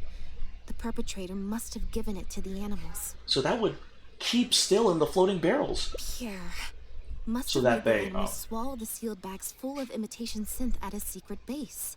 Then he stuffed them into floating barrels and left the rest to Bernard. The sealed bags combined with an animal's body odor would certainly be enough to mask the scent of imitation synth. During our inspections, we would have never thought to inspect the bellies of those animals for anything suspicious. Even if we tried to feel around for something, I'm sure it would be difficult to detect. Exactly. I bet Bernard even transported animals with synth in their stomach alongside ones without. That way, it would be even harder to say with certainty that something was amiss. Do you think Bonnie could have imitation synth in her stomach? She's probably in the clear. Otherwise, Bernard would have never left without her. I'm guessing he didn't know whether Pierre had already hidden the next batch of imitation synth before he fled. Just imagine. He sees the notice we put in the Steambird, and it turns out that one of the very cats he gave to Pierre for the smuggling operation is out in the open, roaming the streets of Fontaine. If Pierre had already hidden the next batch of imitation synth, then Bonnie would practically be living proof of their crimes. He would have had no choice but to go after her. So, that's why he came to find you and insisted on taking a closer look at the cat. Pierre must have fled in a hurry. That fact is probably what spared Bonnie. Wait a second, I'm a little lost here. I get the part about hiding the substance in the pets, but those, what did you call them again? Floating barrels? Why even put the animals in there in the first place? If you've got something as convenient as a floating barrel, why not just stuff it with the imitation synth directly? Why not wait to hide the stuff until after the exchange has been made? In order to make sure the animals could swallow the sealed bags, they made them extremely thin. Had they not done that, the animals would have likely bitten or chewed through them. And if any of the imitation synth leaked out, they also would have needed a lot of cleaning agents to get rid of the resulting smell. That step would have required a lot of energy, as well as a certain amount of technical expertise. So, it was better left to the more experienced Pierre. We've already proven how easy it is to pick up trace amounts of imitation synth, so I'm sure Bernard was taking all the precautions he could to avoid the same fate. Okay. Then, let's head to the Humane Society right away and bring that guy to justice. I'll bring a Gardamek to speed up the process.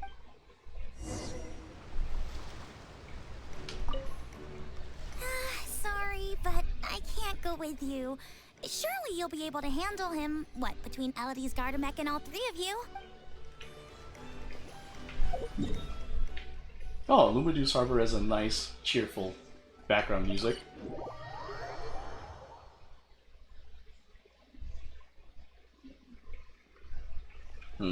Yeah! Skyward! Scatter!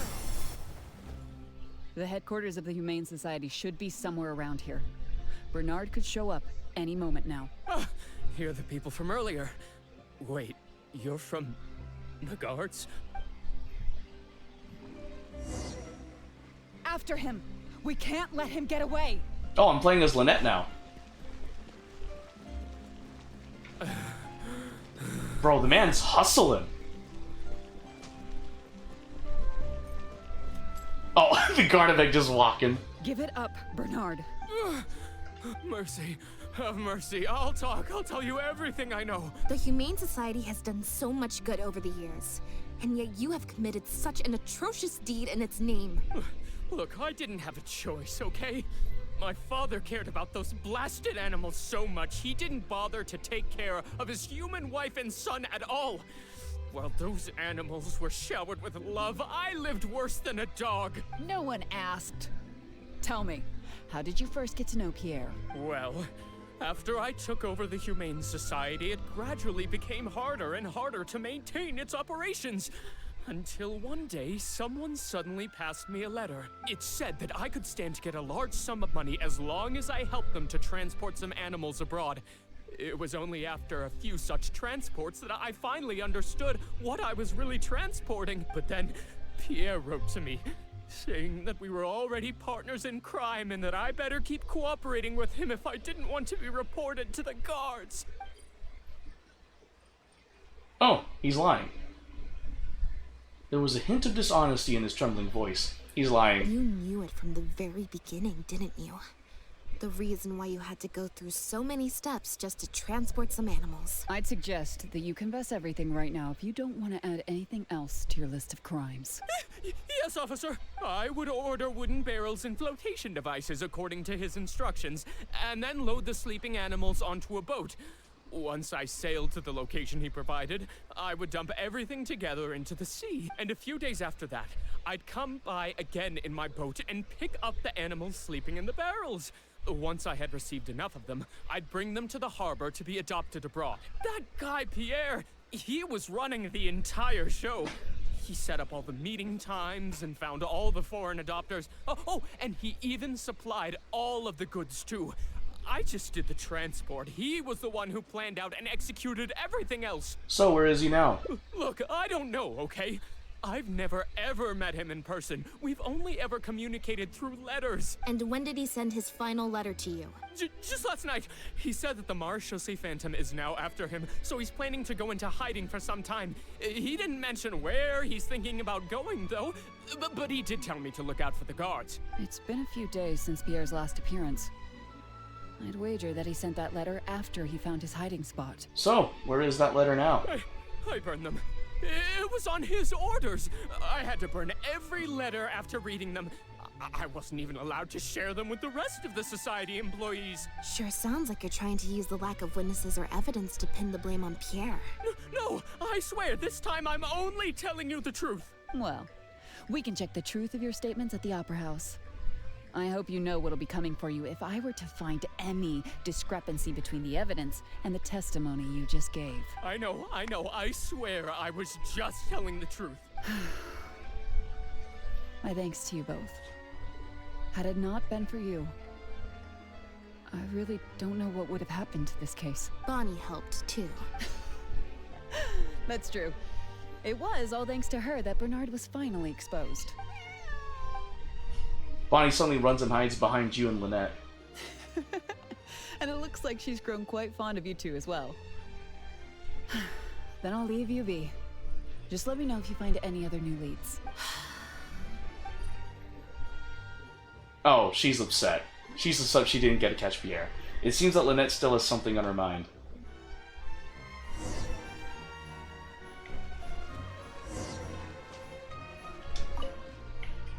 Now behave, and follow me to the interrogation room. Ow, that hurt. Ow! Contemplation. They're about to leave. Is it really okay to let them go? 20? There was no way.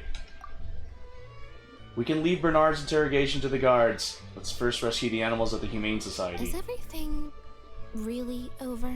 I still feel like the relationship between Pierre and Bernard is not as simple as it appears. Also, I've had this strange sense that something's off the entire time we've been on the case.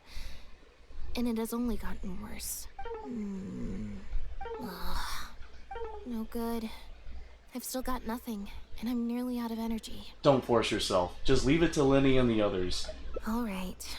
I'll stop thinking about it, for now. At the very least, we've made it so that no more animals will suffer like those poor animals Right. did. And that's what I hope. Let's go to the Humane Society and see if there are any animals left that might still need our help before my energy for today completely runs out. Save the kitty! The truth remains submerged in the dark undercurrents, yet hope already lies beyond the cage. Alright, this is interesting, because it's RNG based. I'm basically playing Dungeons and Dragons. Okay, there is already, like, what is it? An ending after that scene? What could it possibly be, I wonder? Yeah! Skyward! Scatter! Oh, there goes the Fontanelia Film Festival. Scatter!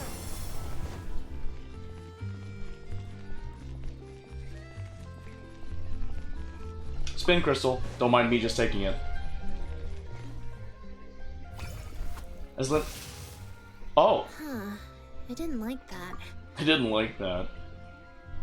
How about you do neither? Huh? If it was that urgent, someone would have come looking by now. That applies both to your troop and to Bonnie's owner. What you're saying is, since nobody's come looking, I can just keep hanging out with Bonnie for a bit longer? Is that really okay? Persuasion. Well, Bonnie sure seems to like that idea. A 10. Please, give me something... That's what we're talking about. Check success.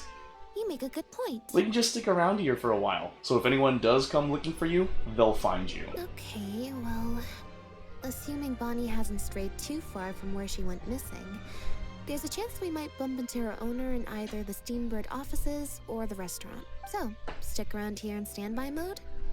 Yeah, that suits me. If you're going into standby mode, shall we find some cat food? Oh, good idea. Bonnie's definitely hungry. If we're getting cat food, shall we get some snacks for us too? May as well. We could be here a while. Well, since we've got cat food and snacks, let's find a place to chill. When I was trying to find somewhere I could space out earlier, collect my thoughts, I figured the cafe might be a good shot. Alright then. Plan of action? Spend the whole day spacing out. In standby mode. That's cute. That's the ending. Standby mode. Doing nothing is the happiest thing. That's funny. So I didn't have to go through all of that. Okay. I see. Attempt to close the case. Skyward! Scatter! So I have to pass the check. Okay, gotcha. I legit have to pass the check. I have to get a check success. Okay. Yeah! Skyward! Scatter!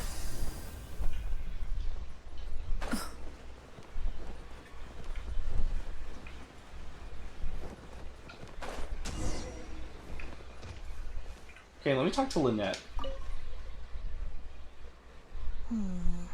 Something on your mind still? It was that obvious, huh? Well, even though it didn't feel like Bernard was lying, after talking to him, I'm getting an even stronger sense that something's not quite right. We investigated so quickly that perhaps we've missed a thing or two along the way. Let me activate deduction mode and consider things again from the top to see if we can find anything new. Is there still anything unresolved or strange that we should try to consider?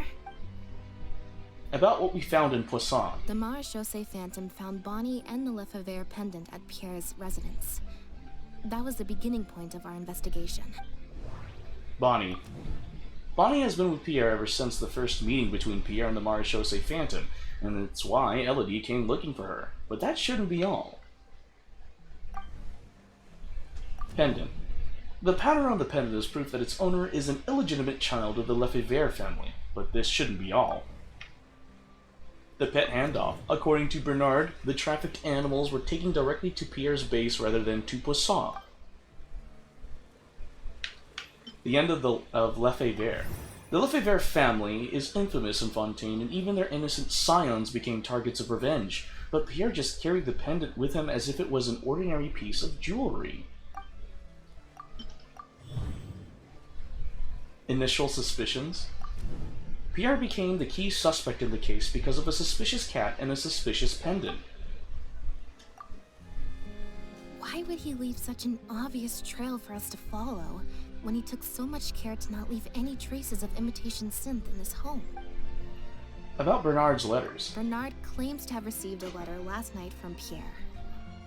In the letter, Pierre stated that he had gone into hiding. Is there something wrong with the letter? The letter's delivery method. Oh, escape location. The letter didn't mention Pierre's hiding spot, although it makes sense that Pierre wouldn't want anyone to find him. Regardless of whether he sent it anonymously or secretly delivered it himself, it's no longer something we can follow up on. Bonnie had already been on the loose for a few days when we found her yesterday morning. That means that she had already broken free when the letter was written. The letter's purpose. If the point of the letter was to tell Bernard to get on his guard, then why didn't it also warn him about Bonnie? If Bonnie had imitation synth in her body, then she was a liability that had to be recovered at all costs. But if she wasn't carrying anything, then it would have made sense to tell Bernard not to worry. And thinking about it, Bernard only attracted our attention in the first place because he came to look for Bonnie. Could it be that the person who wrote the letter also knew nothing about Bonnie's whereabouts? Or they had a separate goal entirely? There's an unexplained part in the operations of this trafficking ring. Well, we've discovered that Bernard is responsible for the trafficking, while Pierre deals with supplying the goods. Is there something else in this scheme that we're missing? Communication. They always communicated in writing, and all of those letters had been burned, so we can no longer confirm or trace anything. Handoff.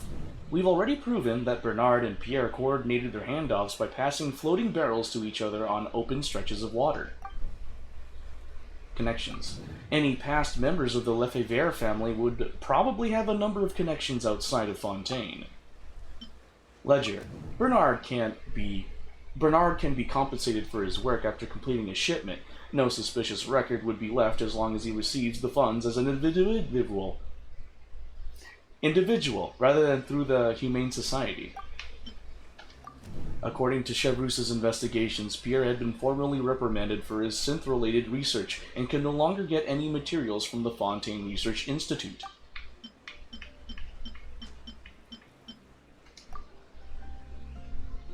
No, I don't think that can be used to answer the question at hand. There's no need to rush. Let's see if we can find any other suspicious points about this case.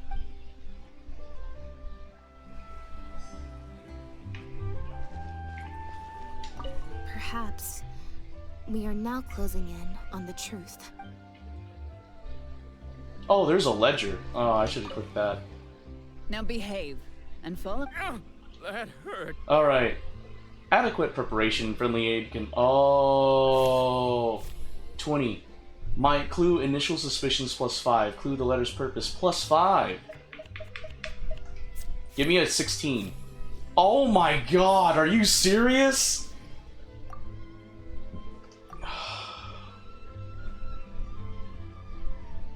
We failed the check, guys. Oh, I see what they... Oh, that's interesting. I hate it, but I think it's interesting. It's an interesting mechanic, for sure. Okay, we have to go back here, and we have to talk to Lynette to give us some bonus points to make a check success. Was that all? We investigated. Is there still any? The Marechaussee fan.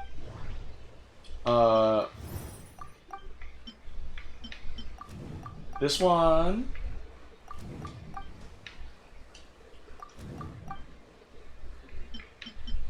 Okay, I can associate it. And then submit. It's the initial suspicions. Okay, then about Bernard's letters. Okay. Uh-huh.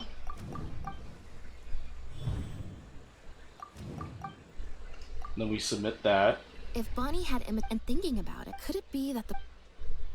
Okay. Well, we've just... Okay, so I'm going to...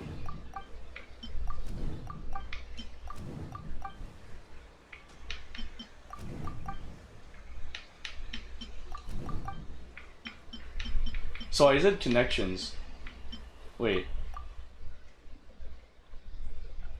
Is there anything else that is difficult to explain? I don't know, maybe this one? Ingredients? Yeah. Yeah, I got it. Bernard, Pierre also That I won my supplied all 50-50, of the guys. goods. But if the Marechaussee Phantom's records are correct, Pierre should have lost all access to the materials required to create the imitation synth. And the Institute has also not reported any theft of their stocks. The final question is, why did I sense that something wasn't right after hearing Bernard's testimony? Even more so than before. Bernard's statement. Both written letters and handoffs using floating barrels are methods of communication that can be intercepted. The accomplice that was never met. Bernard has never met Pierre in person. Pierre's conflicting behavior. Pierre made such a complicated operations plan, yet also exposed himself so easily to the investigating guards. Does Pierre have multiple personalities? It almost feels like the plan and the expose were done by two separate individuals and Pierre was set up.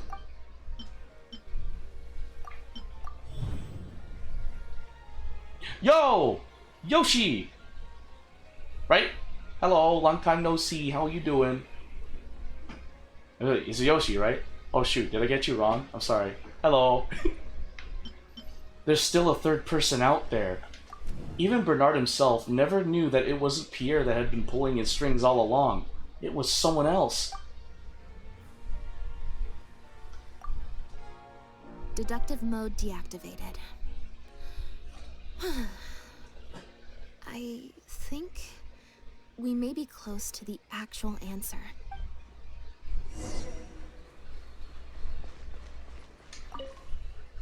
Now behave and follow me to the interrogation. Ow, that hurt.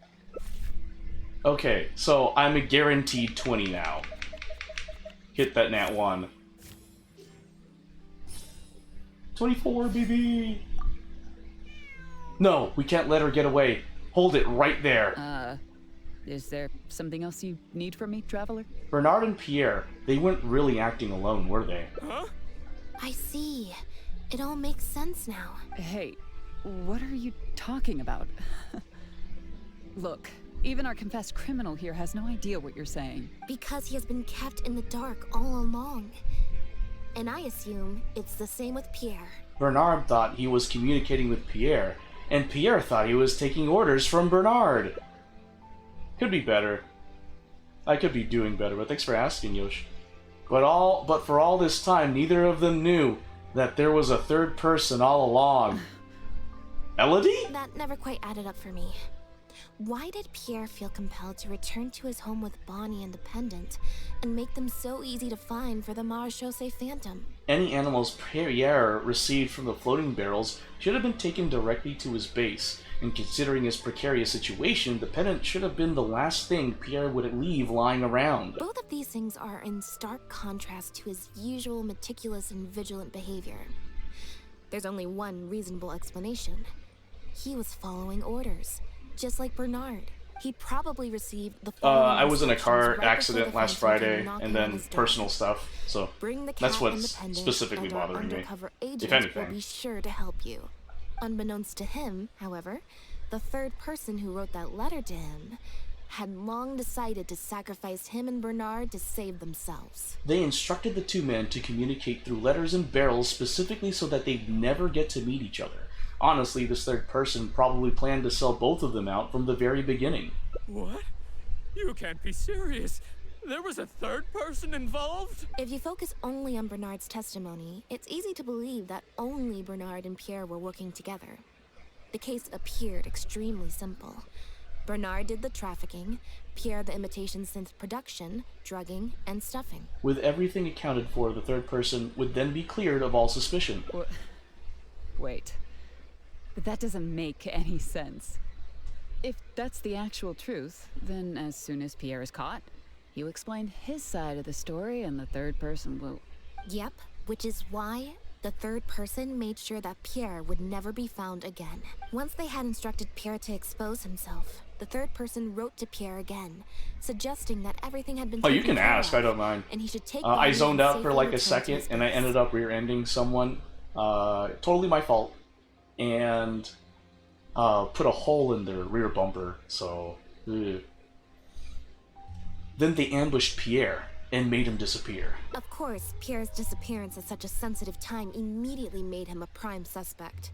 Knowing that Bonnie had last been seen with him, all the third person would have to do from that point on would be to lead the Phantom to investigate the Humane Society and get Bernard to confess the truth. Bernard would then testify that Pierre was the one who came up with the whole plot, and Pierre would be seen as having gone into hiding in anticipation of getting caught. Wait, so you're saying that the letter I received yesterday, the one that made me think Pierre was still alive, it was also sent by the third person? Is that what happened? Oh, Elodie's the third person. I'll get back to headquarters right away and reinvestigate this case from the top. Not so fast. Chevra said that assumptions can be detrimental to solving a case. Someone among us, however, has been feeding us all kinds of preconceived notions ever since our first meeting. They suggested that Pierre's disappearance was an attempt to escape the judgment of the law, and that Pierre was a scion of the Lefebvre family. But if the disappearance is truly just a cover-up for a murder, then couldn't the true scion have been an illegitimate daughter, rather than an illegitimate son? Miss Elodie Lefebvre. Huh?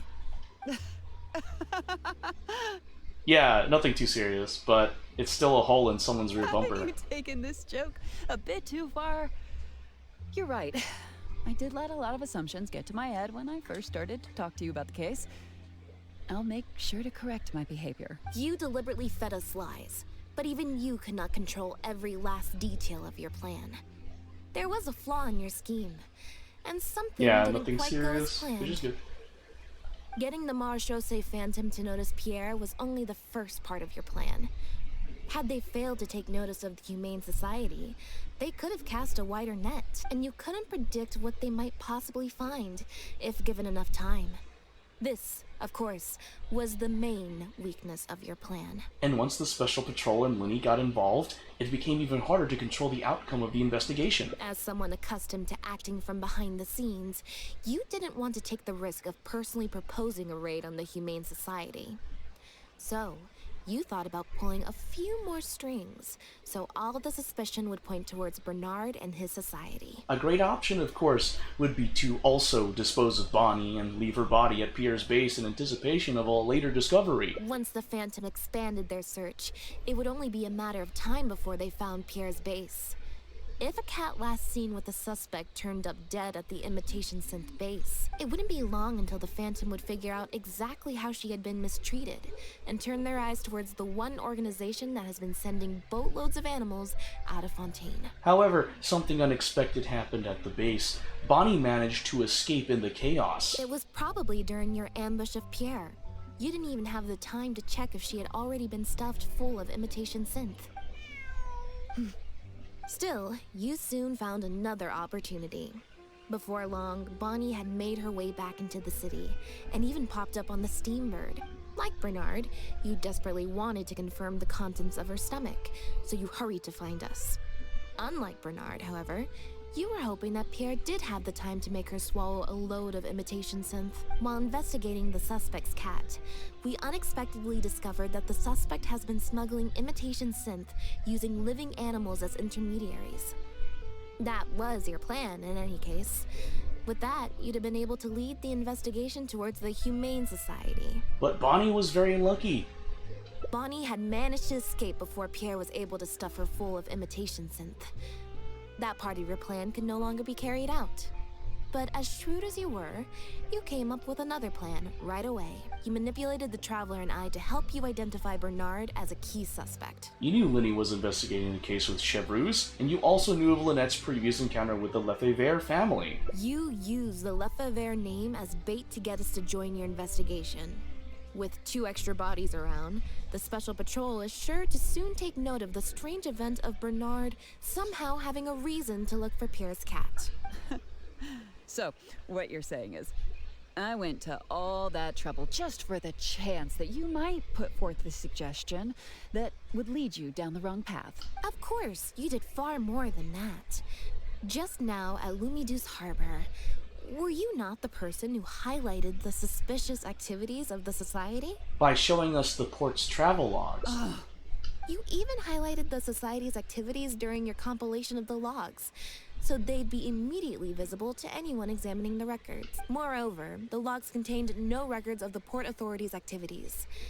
In other words, your activities. And what are you trying to suggest with that? I am insinuating that you had plenty of opportunities to transfer the raw materials for imitation synth from the harbor to a boat, and then sail over to the meeting place full of floating barrels. Once Bernard had placed the animals in the barrels, you'd open the lids and also dump in the raw materials. As long as you did it before Pierre came for his pickup, there'd be no one the wiser. And that's how neither the trafficker nor the manufacturer knew there was a third person who supplied the raw materials, and surreptitiously operated between them. First, you got in touch with both parties and secured the raw materials. Then, you instructed Bernard to prepare the floating barrels and the animals. After that, you slipped the raw materials into the barrels next to the animals, and requested that Pierre pick up the barrels and bring them back to his base. Pierre manufactured imitation synth using the raw materials you provided, stuffed the animals, Kind of. and placed the I've been animals putting back more into the barrels. effort into Zenless Zone Zero. Having received the green light from you as Pierre, Bernard then retrieved his animals, and shipped them out of Fontaine once he had received enough for a full batch. This is the truth behind your smuggling ring. I can't believe it. I never put 2 and 2 together.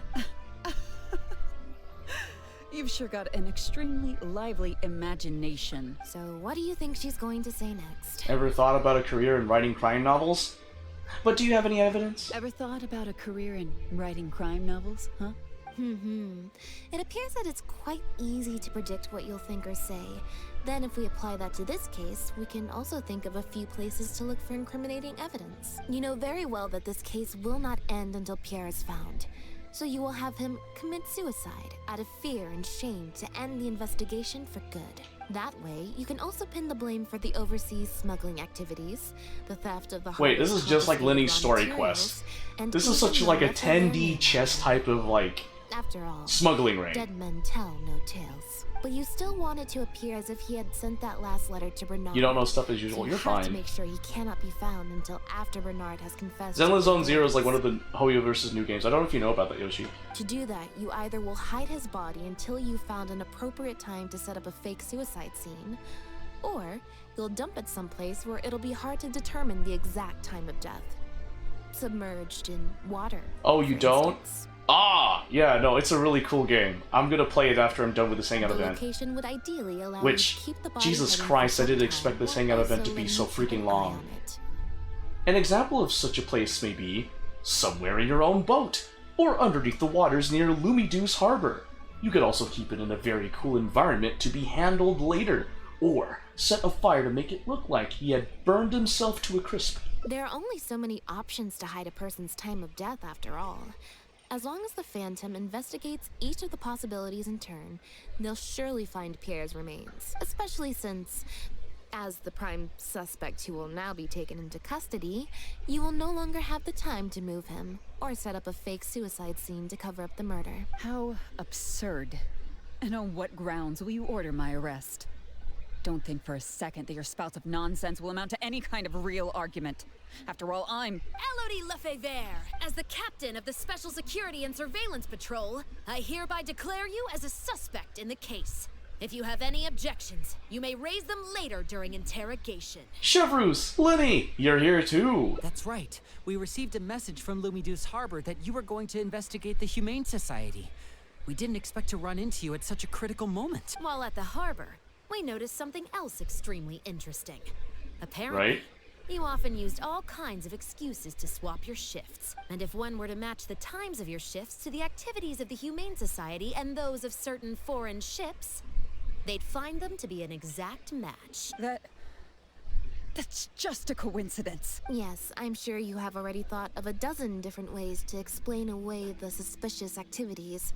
But as far as evidence goes, that should be enough to warrant taking you into custody. Don't worry.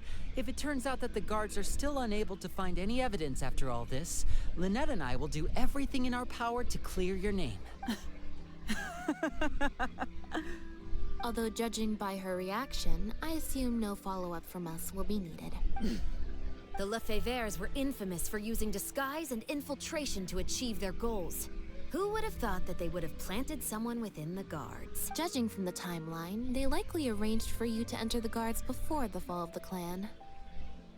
But they probably didn't expect you to turn it to your advantage and use your job to save yourself during the purge. Not only that, but you actively participated in the interrogation, arrest, and judgment of the Lefebvres during their fall, thus clearing yourself of suspicion. You brutally and cruelly abandoned your allies as soon as they outlived their usefulness, just like a lizard cutting off its own tail in order to live.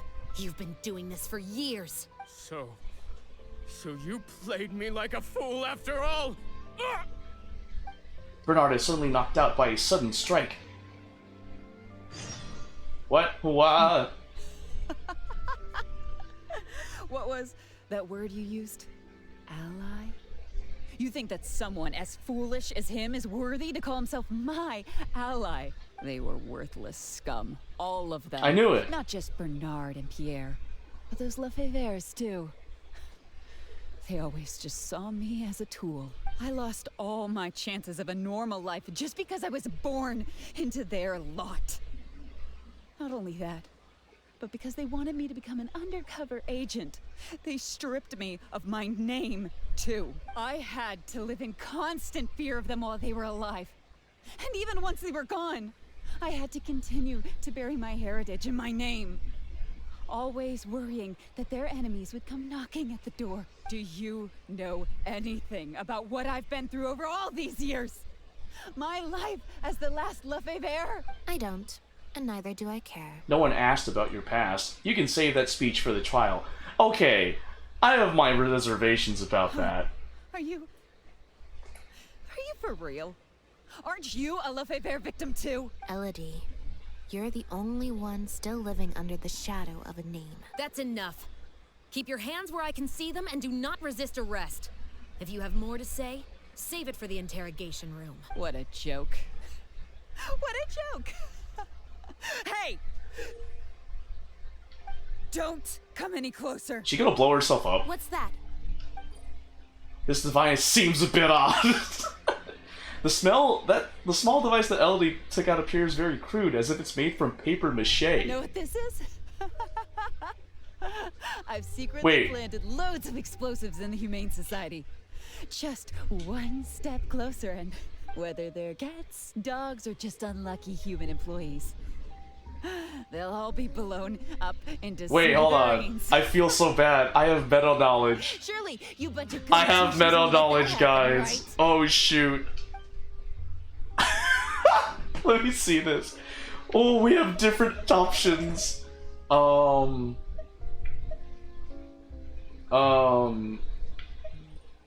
Okay, how do I want to do this?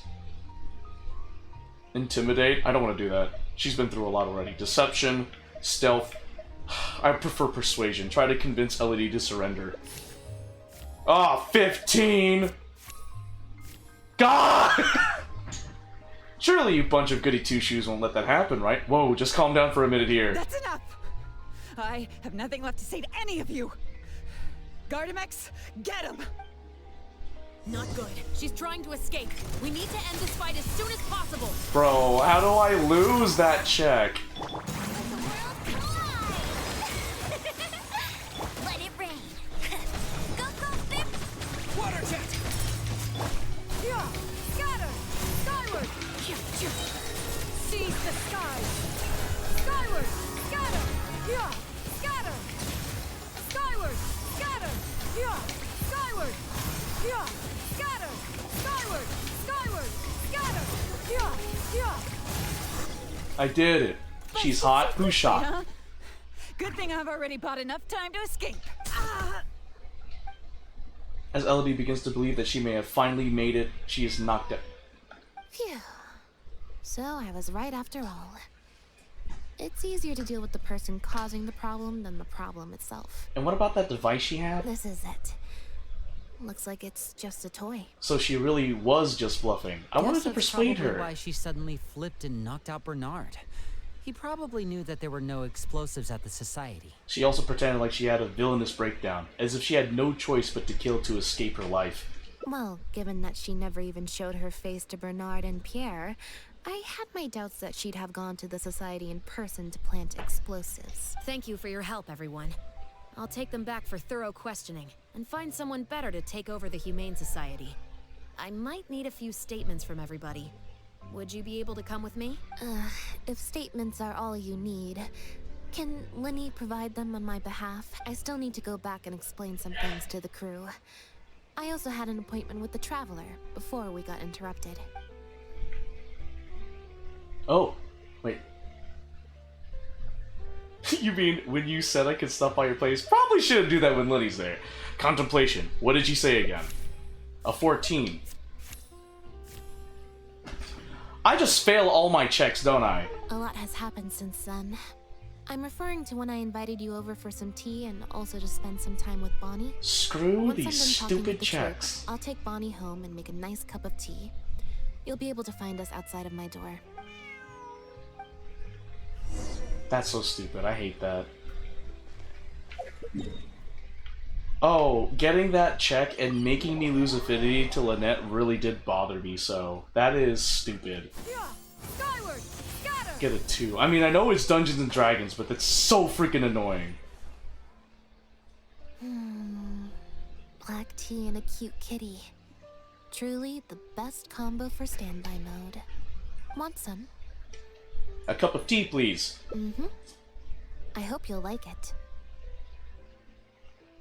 Me too, I hope so Not too. at all. Ah, didn't even see the Information isn't dialogue I very chose. important. But if you were to try to collect every piece of information you come across, your efficiency would actually decrease. Oh my god, how long is this hangout event? Plus, if you just think about it, what sounds more fun? Writing a statement or enjoying a tea party? The tea party. Great answer. That'd be my pick too. Had we not run into that case, we could have spent the entire day like this.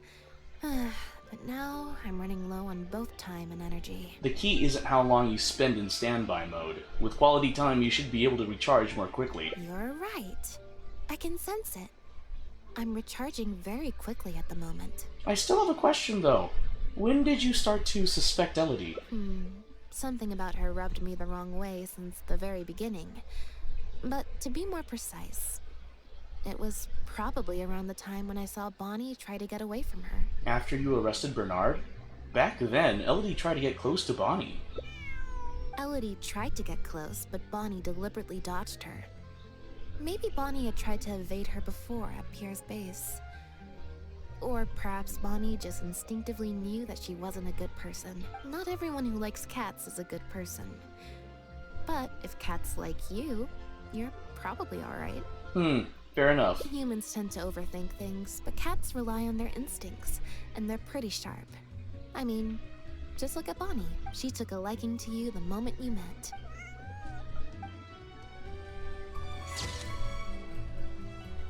Adventurers, investigators, and cats, your story has come to an end for now. Good God! How much was that? Oh my God, that is so much. That is just so much. I mean, I like the content. It's great. Alright, we're going back up here. This time we are not going to be involved with the case. We are going to just do the whole troop thing. Yeah. Yeah. Skyward.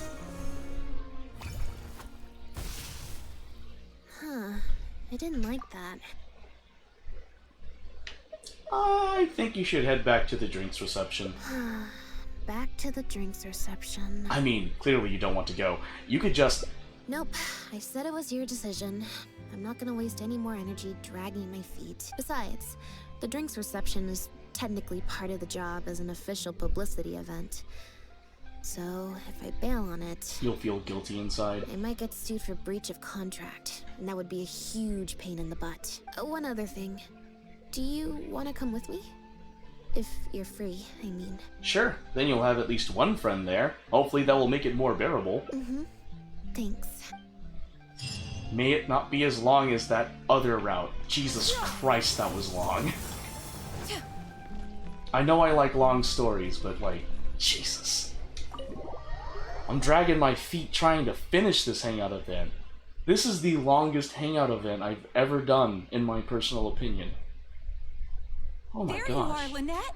Where did you disappear to? Oh, Leone twins. and I have been looking everywhere for you.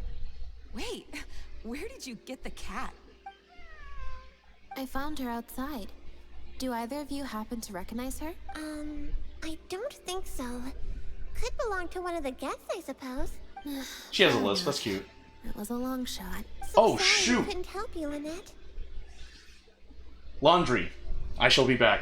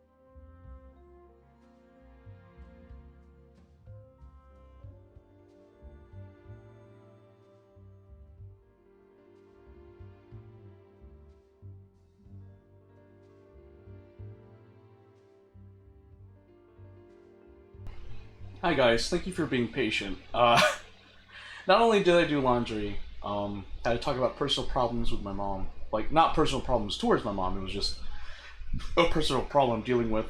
Plus, having a snack. There was like leftover potato wedges. Anyway, I'm back. Let's play, so let's finish this hangout event so we can play some Zelda Zone Zero. Don't worry. We'll ask around for you.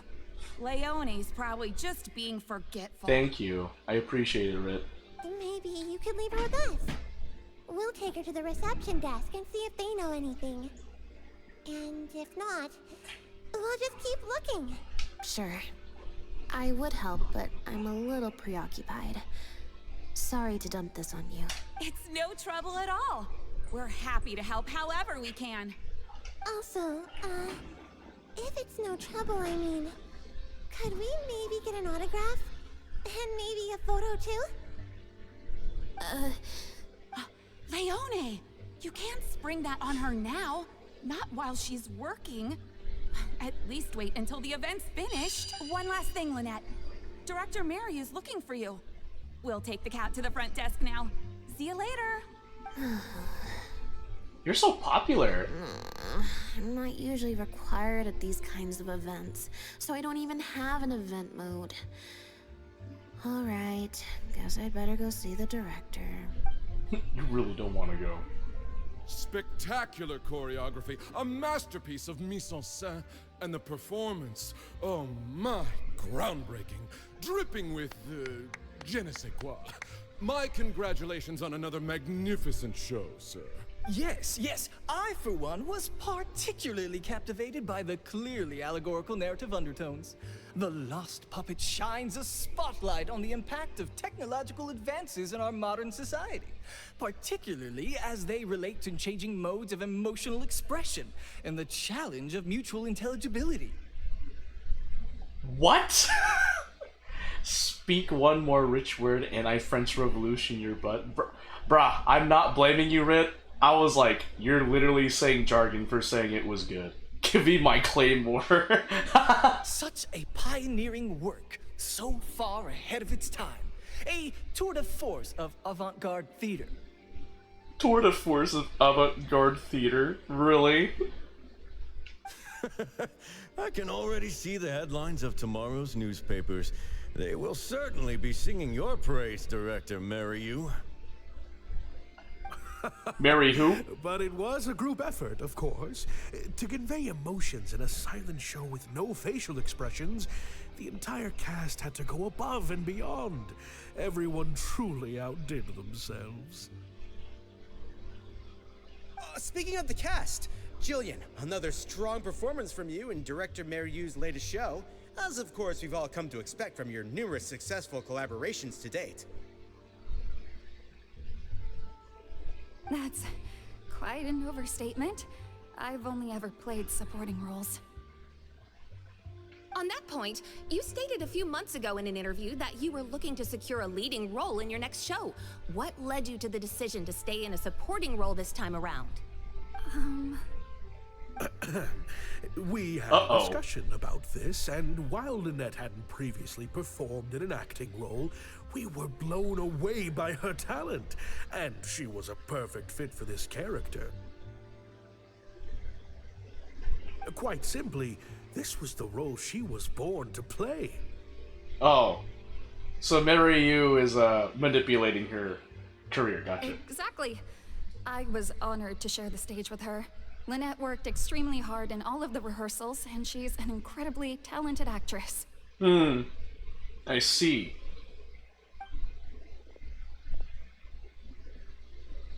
Oh, Lynette's back! Hey, Lynette, where have you been? Are you in standby mode? Some reports say you switched that state to recharge after a show. Really? I wouldn't have known.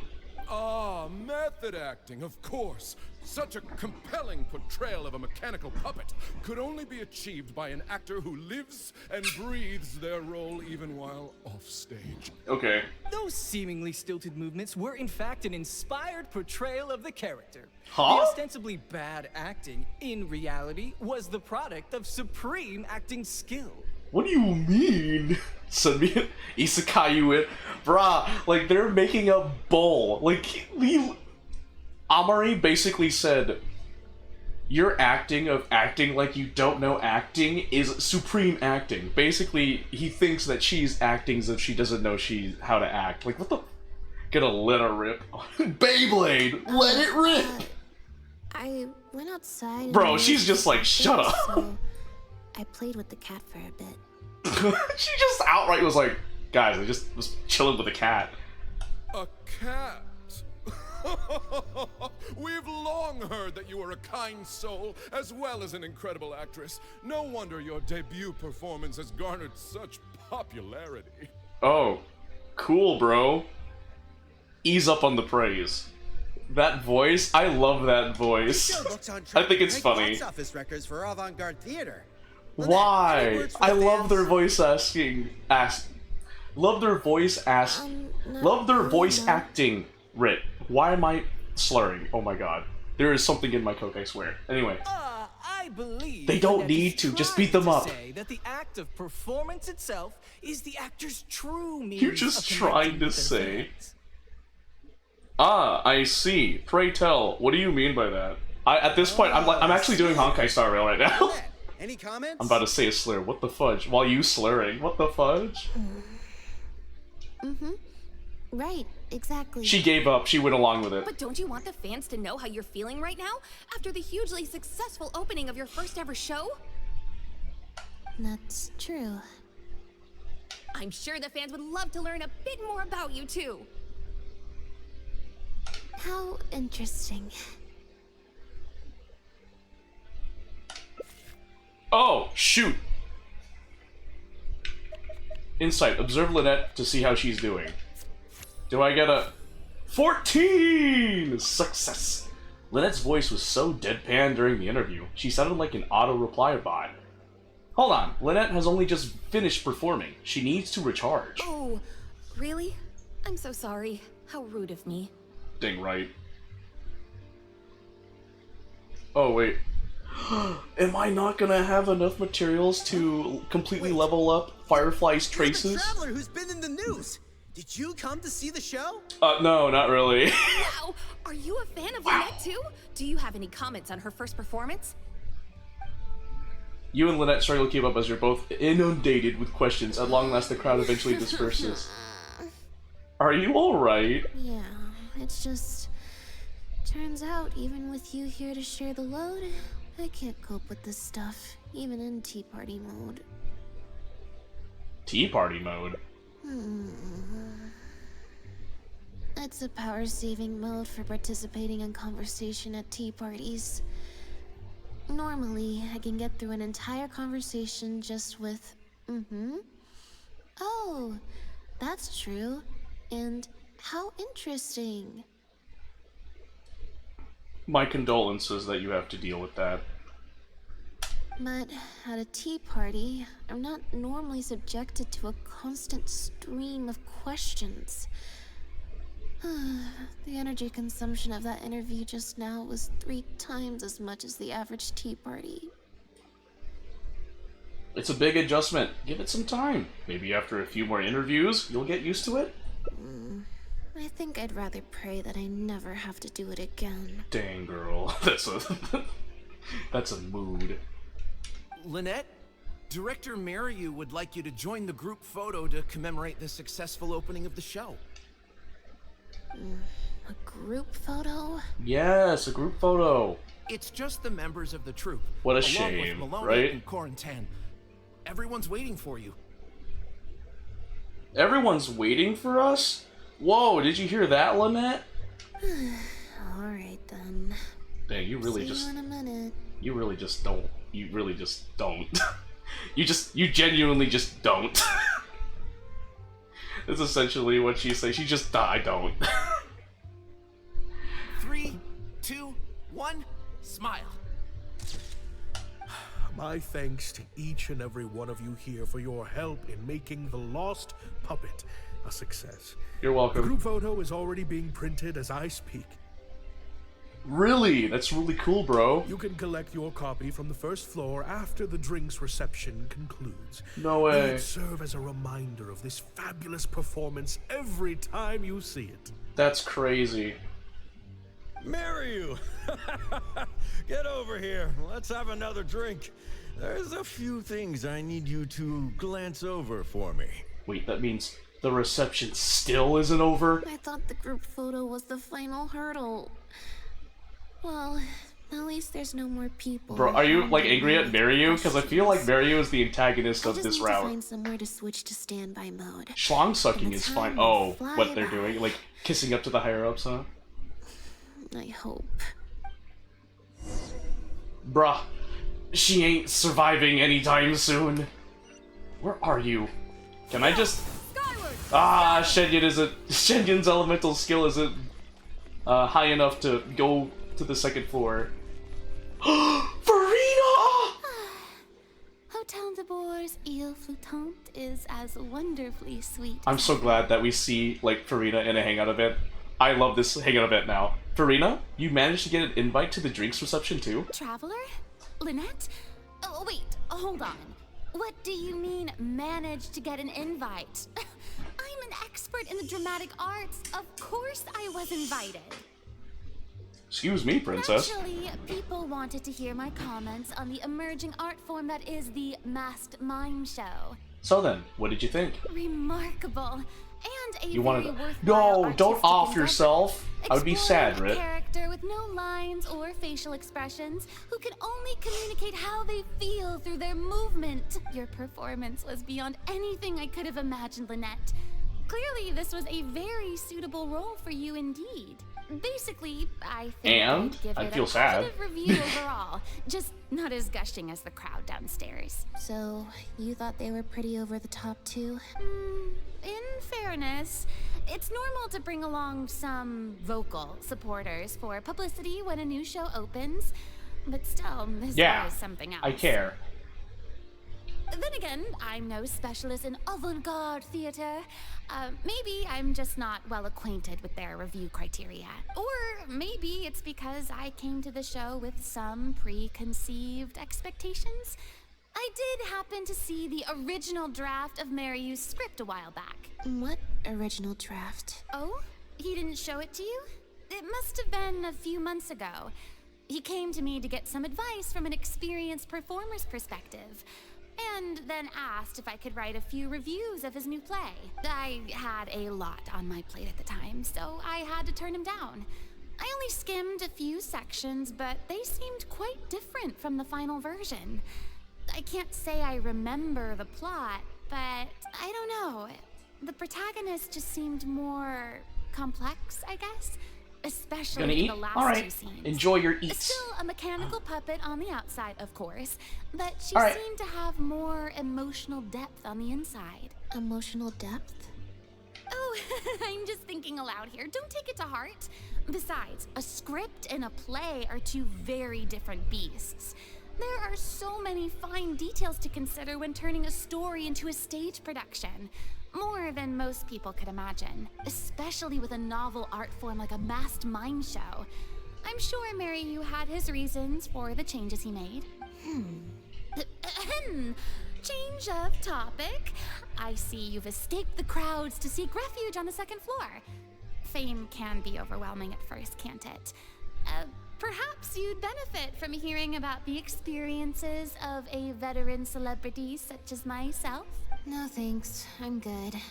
Pretty sure this will be my first and last time in this situation. Hey, at least let me finish. I have top tips on dealing with belligerent reporters, slipping away to hunt down snacks during the intermission. Tell me everything. Now she listens, because snacks are Take involved. a seat, mon ami. We must partake of Hotel de Bour's fine desserts as we talk, lest they go to waste. The three of you enjoy some delectable treats. That was very educational. Educational isn't the word I'd use. They didn't mention acting once in the whole conversation. I expect most of the people downstairs have left by now. Time to grab my copy of the group photo and get home.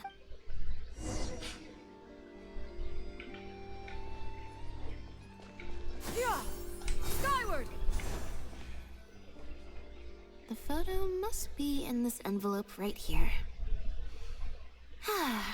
It's finally over. Thank you for sticking around for so long. If it wasn't for you, I don't know how I would have standby moded my way through the last few hours. Any normal person would find an event like this stressful, but enough to warrant Lynette leaving halfway through? When you left the event midway, what was the real reason? I mean, if you really don't want to talk about it. It's fine. It's just... It was such a minor thing. While I was on stage, there was a moment when I felt like someone was looking at me. It was only for an instant, and I didn't even see who it was. But somehow, I knew it was a look of contempt. I bet it was that one chick. Make sense of it again. That chick that did the supporting role. Like someone was giving me an evil stare. But I couldn't figure out who it was. Normally, I'm used to lurking in the shadows on the stage and spying on other people. So, it was strange. Feeling like I was the one being spied on this time. Could it have something to do with the original script Farina mentioned? Maybe someone's jealous of you now. You did land a leading role in your first show. Or someone just took a disliking to me for no real reason. That is actually a thing, Sometimes even in our you world. can like one person and dislike another for equally pointless reasons. It's true. I've met some of Anyway, those people. It was just a momentary stink eye. That's all. Nothing for you to worry about. Okay, well, if you're not worried, I'm not worried. Okay, problem solved. I'm gonna take this envelope and go home now. You heartless puppet! You've ruined this work. Hand over the role of lead actress immediately. What? It's a threat letter! You have destroyed this work of art. Step down from the leading role at once. Based on the tone, I'd say threat letter is right. This is far more serious than a momentary stink eye. We need to get to the bottom of it.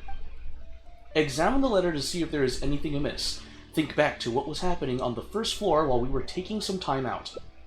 The unsealed envelope contained the group photo, the threat letter, and some photographs of Lynette from during the show. This was definitely meant for her. The letter demands that Lynette step down from the leading role, but stops short of saying what will happen if she doesn't. Neither of us recognize the handwriting. It's messy, perhaps to cover their tracks, or maybe this person just has messy handwriting. Think back. Oh, there were a lot of people downstairs at the time. Any one of them could have slipped the letter into the envelope. All the envelopes were left on the table on the first floor, but nobody was tasked with watching them. I could ask reception, but it's unlikely they saw anything. I don't think we're gonna find any more clues here. Shall we ask Mary Yu what he makes of "you have destroyed this work of art"? Yes, let's. Whatever destroyed means, it could have something to do with the original script that Farina mentioned. Also, I'm gonna have to ask you to stick around a while longer. Nah, I got you. I can't believe how well the whole Lynette's debut acting role thing worked out. What is with the Even the avant-garde the distance between the mic is like fluctuating. Like he's close to the mic, he's away from the mic. What the fudge? How could I ever have doubted you? If you hadn't stuck to your guns and kept sending those invitations, this opportunity would have passed us by. See? I told you. All the times she'd refused in the past were all the more reason to keep inviting her. Because it turns into a big talking point. Can you imagine if you'd gone with Jillian? You'd have been lucky to get half the ticket sales you've ended up with. True.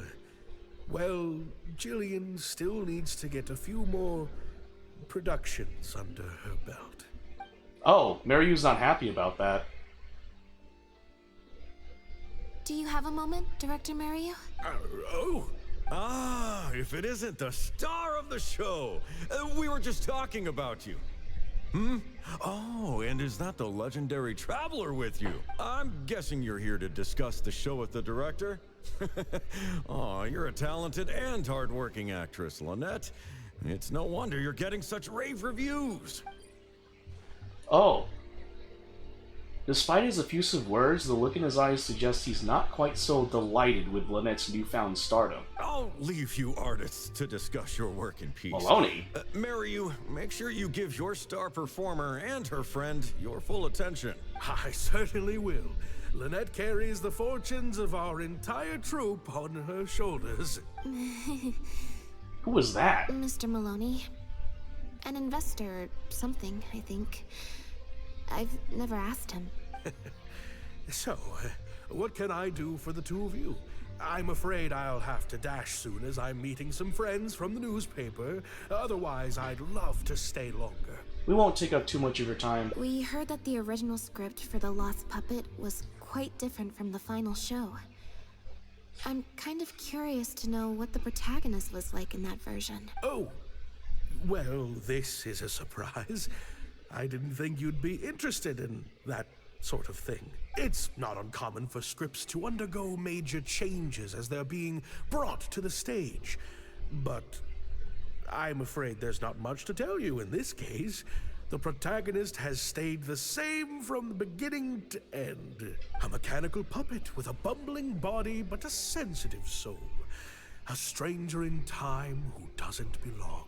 There's no doubt about it. You are the protagonist, and the protagonist is you. The success of one is the success of the other, and that's what made this show an artistic triumph.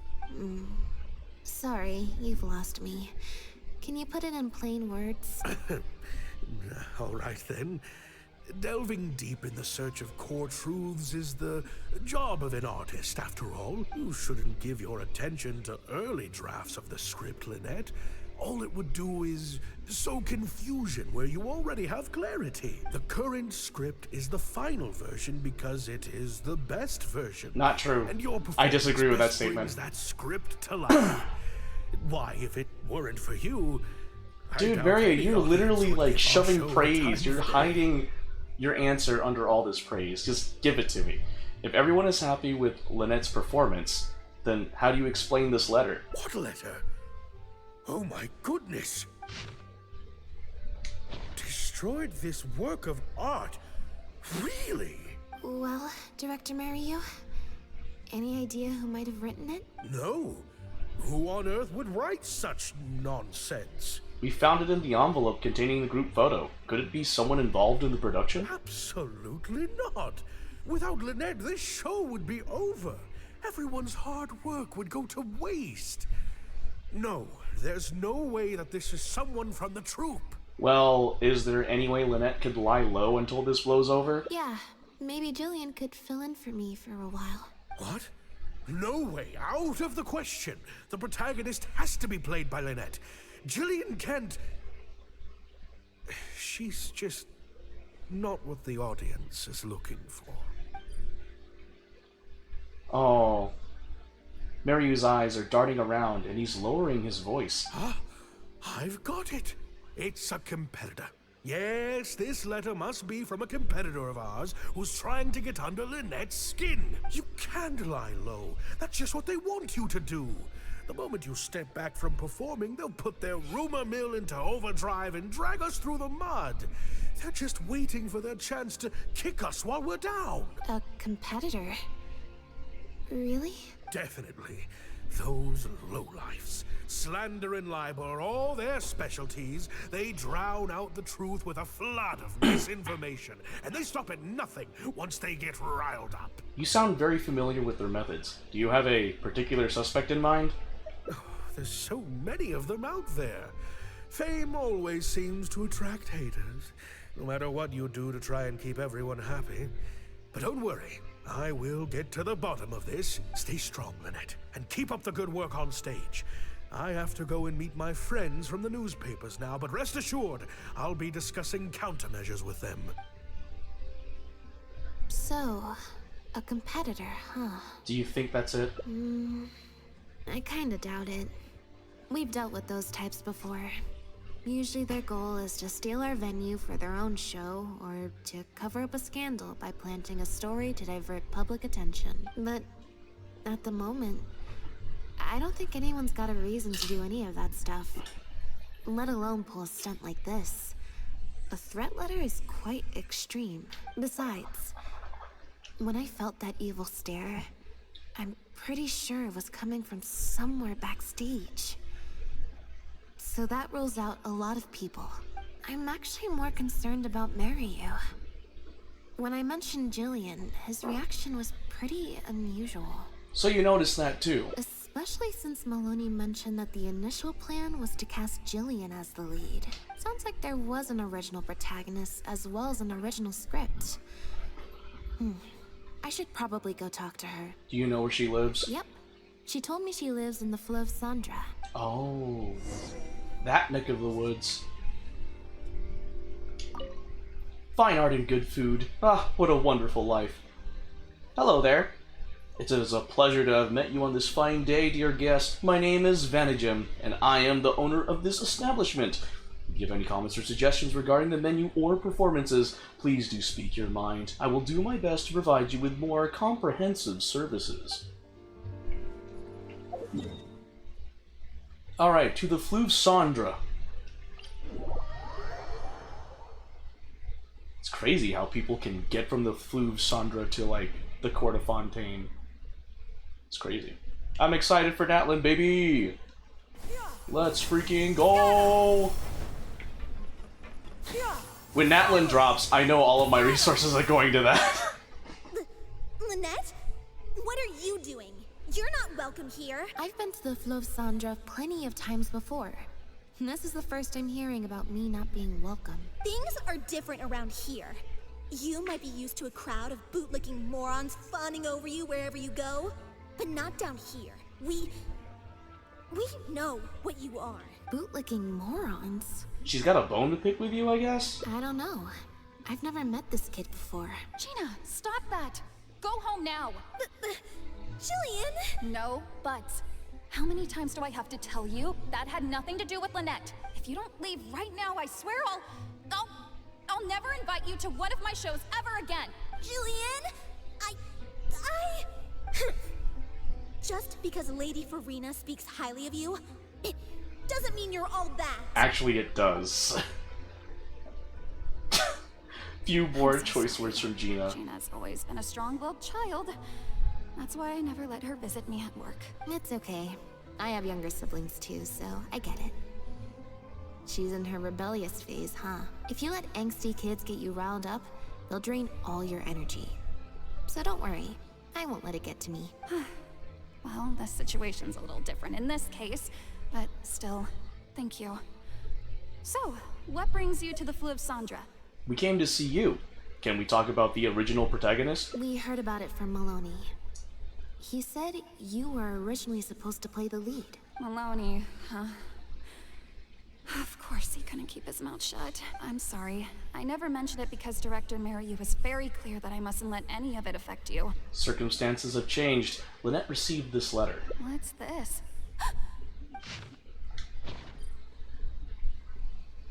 Oh, so she's in private. On Jillian's face, there's panic and doubt. The sender thinks that Lynette has destroyed the show. Could it have anything to do with the original script and protagonist? I don't know, who would do something like this? Don't be scared, Jillian. Just tell us what you know. Okay, I'll try. It's true. I was originally cast as the lead in The Lost Puppet. I've worked with director Mariyu many times before, but only in minor roles. The audiences and critics never had much to say about me. Nothing terrible, but nothing amazing either. A few months ago, Mariyu started working on a new show, so I plucked up the courage to ask him if I could take the leading role. He was hesitant, but he agreed to let me try for the part. We did a few rehearsals, everything seemed to be going okay, but then... There's been a change of plan, Jillian. The leading role will now be played by Lynette. Lynette? But she always turns these things down, doesn't she? And that's why we cannot afford to waste this opportunity. Jillian, I understand how you must be feeling. But Maloney and myself have to do what's best for the production as a whole. Next time, the lead will be yours. I promise. I was incredibly disappointed at first. but I also know full well that I don't have Lynette's star power. Without Lynette, how could we ever convince people to pay money to go and see a masked mime show? And if the show was a flop with me in the leading role, how would I answer to the director and the rest of the cast? Then, I got to meet you on stage and found that you're really down to earth, in a way that not many celebrities are. You were kind to everyone, and your performance wasn't bad. Whatever disappointment I had left at that point, I certainly wasn't about to take it out on you. By wasn't bad, you mean it wasn't great either. So, I'm guessing Maryu changed the script to simplify the protagonist, make her a dumbed-down version of the mechanical puppet that I could actually play. He did make some changes to the script, yes. How do we get our hands on the original draft? Who currently has it? Jaik, one of the other actors. He likes to collect Dr. Maryu's old drafts because he hopes to be a director himself one day. He also lives nearby. I can arrange for you to meet him at the tavern. Makes sense. I always see him talking to Maryu. Alright, see you at the tavern then.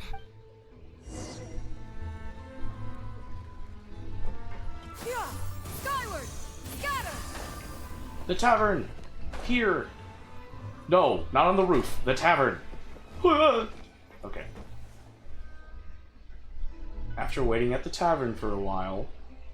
Sorry to keep you waiting. Jillian brought me up to speed on the situation. I'm here to help however I can. Here, this is the script you're after. It's very rough. Looks like he was constantly editing it. It's practically unreadable. That's always the way with pen and paper drafts. Even the final script is full of last-minute changes by the director. There should be a cleaner copy of the original script in here somewhere. Sorry, it's all a bit mixed up. I just grabbed the whole stack of paper since I was in a rush. No problem. Now activating search mode. I'll go through one page at a time. Oh, I'm Lynette. Investigation notes. There are newspaper clippings, and amongst the notes, they're about shows of different styles. Those in the first few pages have turned yellow, which means they must be quite old. Investigation. Look for mentions of Maryu. 15. Oh, search mode. +5 to my, to my, success. Oh, come the freak on! How do I fail? Skimming through the early newspaper clippings, none of the headlines mention Director Maryu.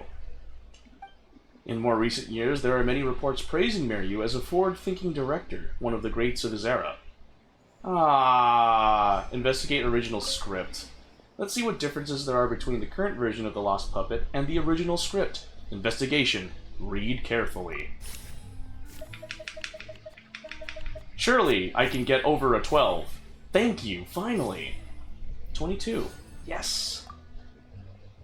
Act 4 seems to be a solo performance by the protagonist, and the set is just some decrepit ruins. There's a note saying, this will focus the audience's attention on the solo performer. Investigate official script. The official script for The Lost Puppet details how the dancing puppet protagonist is rejected by humanity and then begins searching for the meaning of life. Investigation. Read carefully. Choose this one. Come on! Oh wait, no, that's 12? Oh, it does. Okay, I barely passed. In Act 4, the protagonist loses the ability to dance due to wear and tear in her circuitry. There's a note saying, some cursory movements to get the point across will suffice. The audience's focus will be on the fancy set and the extras.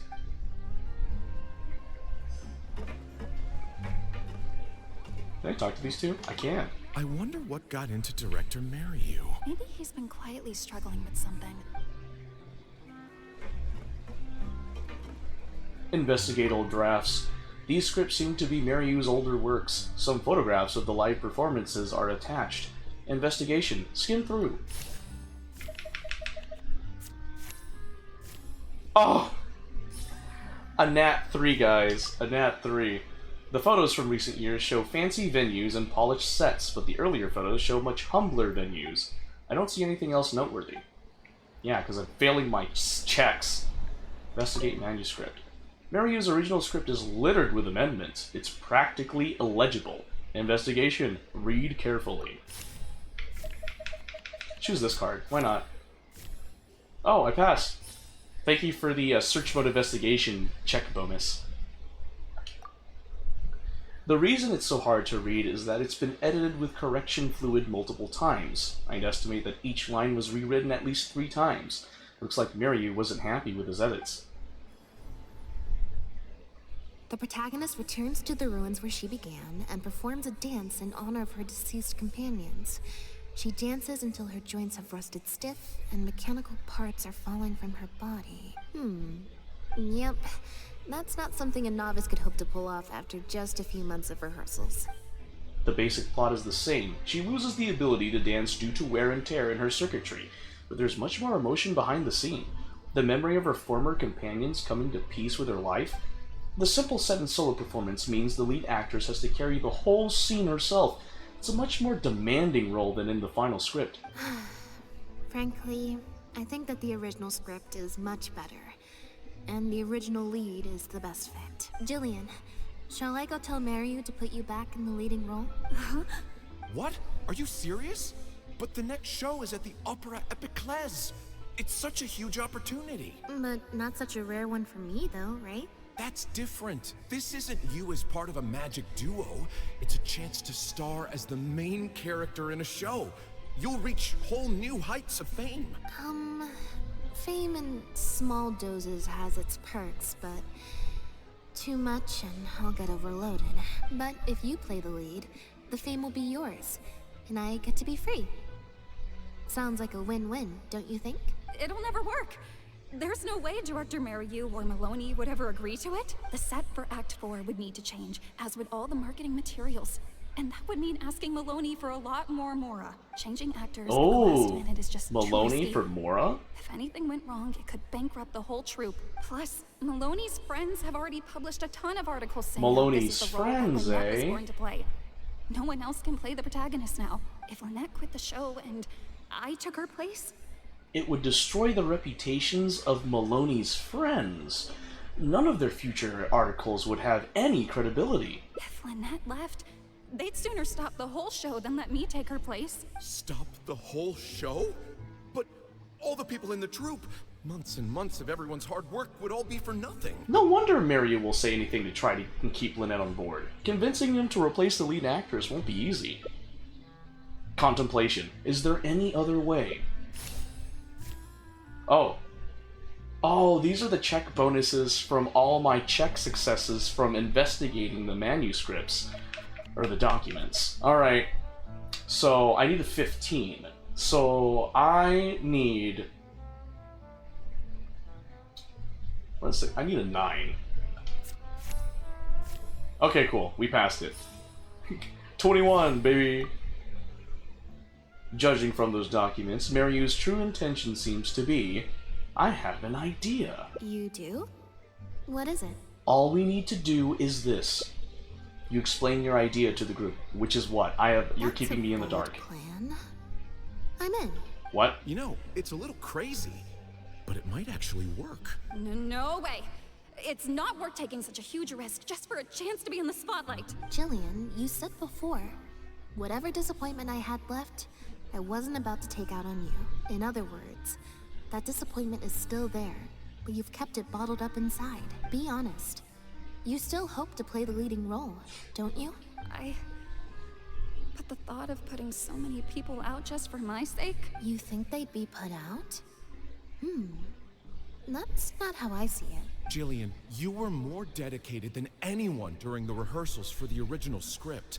We all saw how hard you worked for this role. And I think you know that unless we decide to make a stand here, the path we're on is only going to take us further and further from our dreams, all of us. So take it from me, you would not be putting us out. Not one bit.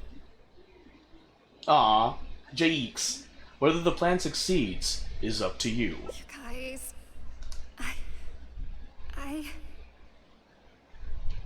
Okay. Let's do it. I will play my part. Okay. Glad to hear it. I knew you'd come around. All right, I'll let the rest of the troupe know, and we'll start preparing immediately. Wonderful. This solves everything. Does it now? Wait, but what about the threat letter? Do you have any idea who sent it? As long as we stick to the plan, I'll give up the lead role, so it won't matter anymore, right? But surely you want to know who it's from.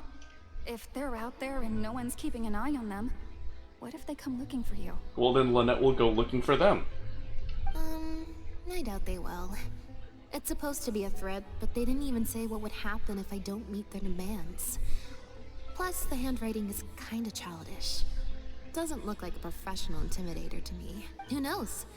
Maybe it was just a fan of yours having a moment. A fan? Of me? Maybe there's someone out there who really appreciates your talent.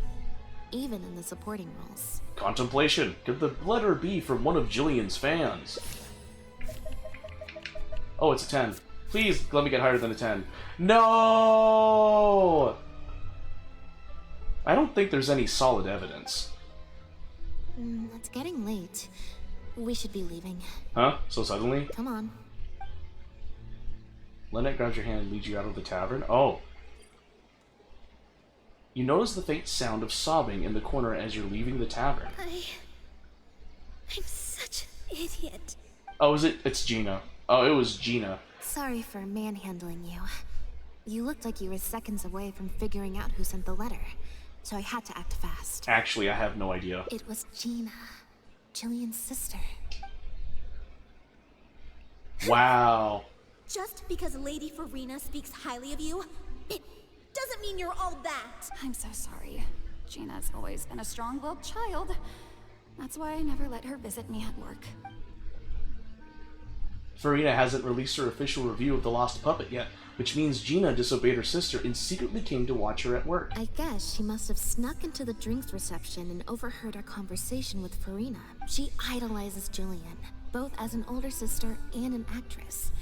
And she watched as the dream role Jillian had been waiting to play for so long got snatched away from her by some amateur who's never acted before. To make matters But technically worse, you have. all the critics You're part were of the House of the Heart, hailing so... as a perfect fit for the role. And even Fontaine's former biggest star was praising her abilities.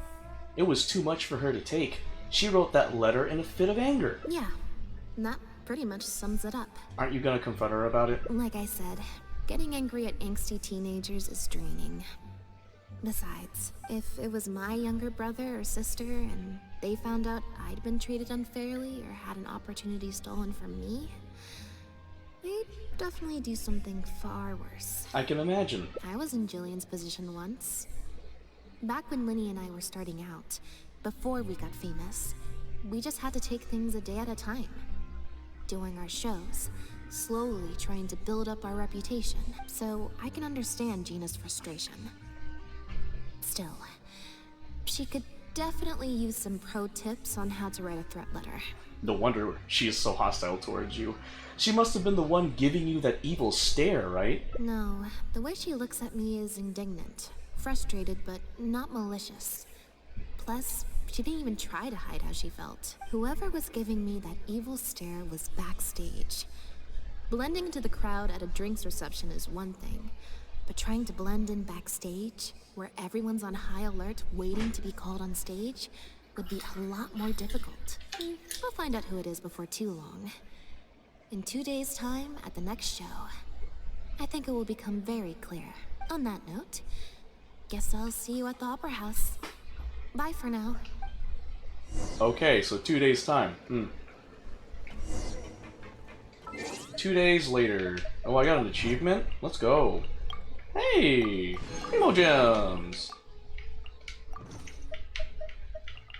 Okay, 2 days' time. 1, 2.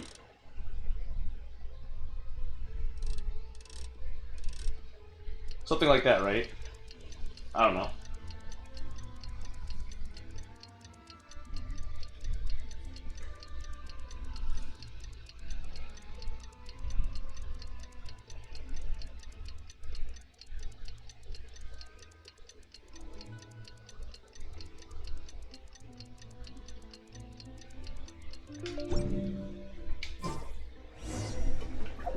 To the Opera Epiclese.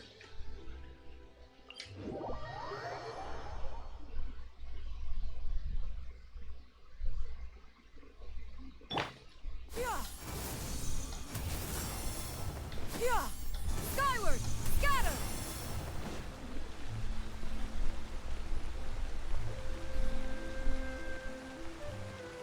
Yeah! Skyward!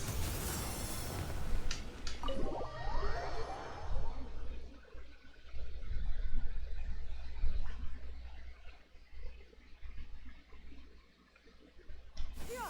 Skyward! Jakes. Oh, you're here.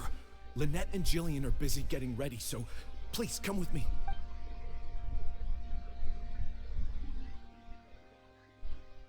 Okay. Alright. That puppet in the middle, is that Lynette? She's so pretty. It's starting. Keep your voice down. Keep your voice down. Ah, the protagonist, a dancer, has been abandoned in some ruins. She suspects it's because of a health condition with her legs, which has affected her ability to dance. But then she finds out the other abandoned puppets who look just like her. Only then does she realize her illness is just a mechanical breakdown, and she is just a dancing puppet. Wow. I thought it would be hard to follow, but in the end, it was actually very clear. Even though her face was expressionless and she didn't speak the whole time, I felt like I could really understand how the protagonist was feeling. Act 2. The Journey. Some mechanical puppets believe in a myth. At the end of the world, there is a god of puppets who can turn puppets into human beings. And so the protagonist and her companion begin their quest. But the myth is a lie, spread by someone with nothing but contempt for puppet kind. At the end of their journey, they are kidnapped, dismantled, melted down, and abused. The protagonist helped her companions escape, but in the process became trapped under the rubble of a crumbling building. She closes her eyes and enters into a deep sleep. Director Mariyu really is a master of his craft. And so is the actress in the lead role. I have a friend who saw the show on the opening day. They thought the critics overstated how good it was, but I gotta say, the protagonist is incredible. Act 2 closes to thunderous applause from the crowd. I can't believe it's only been a few days since the last show. Lynette's improved so much. Oh, it's Jillian. Wow. I'm speechless. Words simply cannot do justice to the sheer excellence we witnessed from Lynette on stage today. Your penchant for the hyperbolic strikes again. Clearly, you weren't at a loss for words when you were writing your article. I saw you hand it to the journalist. Trying to get your critique into the papers the moment the show is over, are you? Well, you know how it is. The early critics get all the readers. Wouldn't you agree, Mariyu? What's the matter? Cat got your tongue? The first half was a huge success. Even I could tell the acting was top tier. My apologies, Mr. Maloney. Please excuse me for a second. Mariyu knows. I need to have a little talk with my actors. Oh, very well. Hey, while you're at it, this might be a good time to talk future collaborations with Lynette.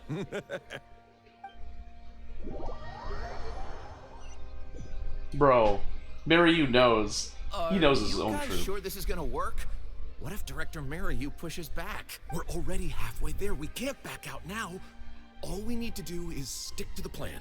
What is this plan that you're so intent on hiding from me, Director Mariyu, I thought you were talking to Maloney and the critics. Korantan and Armory have both finished their articles. I went to greet them as a mere formality, but you seem to have availed yourselves of my absence during the first half to defy me. What have you done? Was that really Lynette playing the lead role? Well done, director. You saw through it. Ta-da! Mariyu hears Lynette's voice behind him. Beside her is the protagonist, but without her costume and mask. I was the one playing the lead role just now. I switched costumes and masks with Jillian so that I could be the protagonist's companion and stay out of the limelight. Lynette, why on earth would you do this? You know my acting is amateur.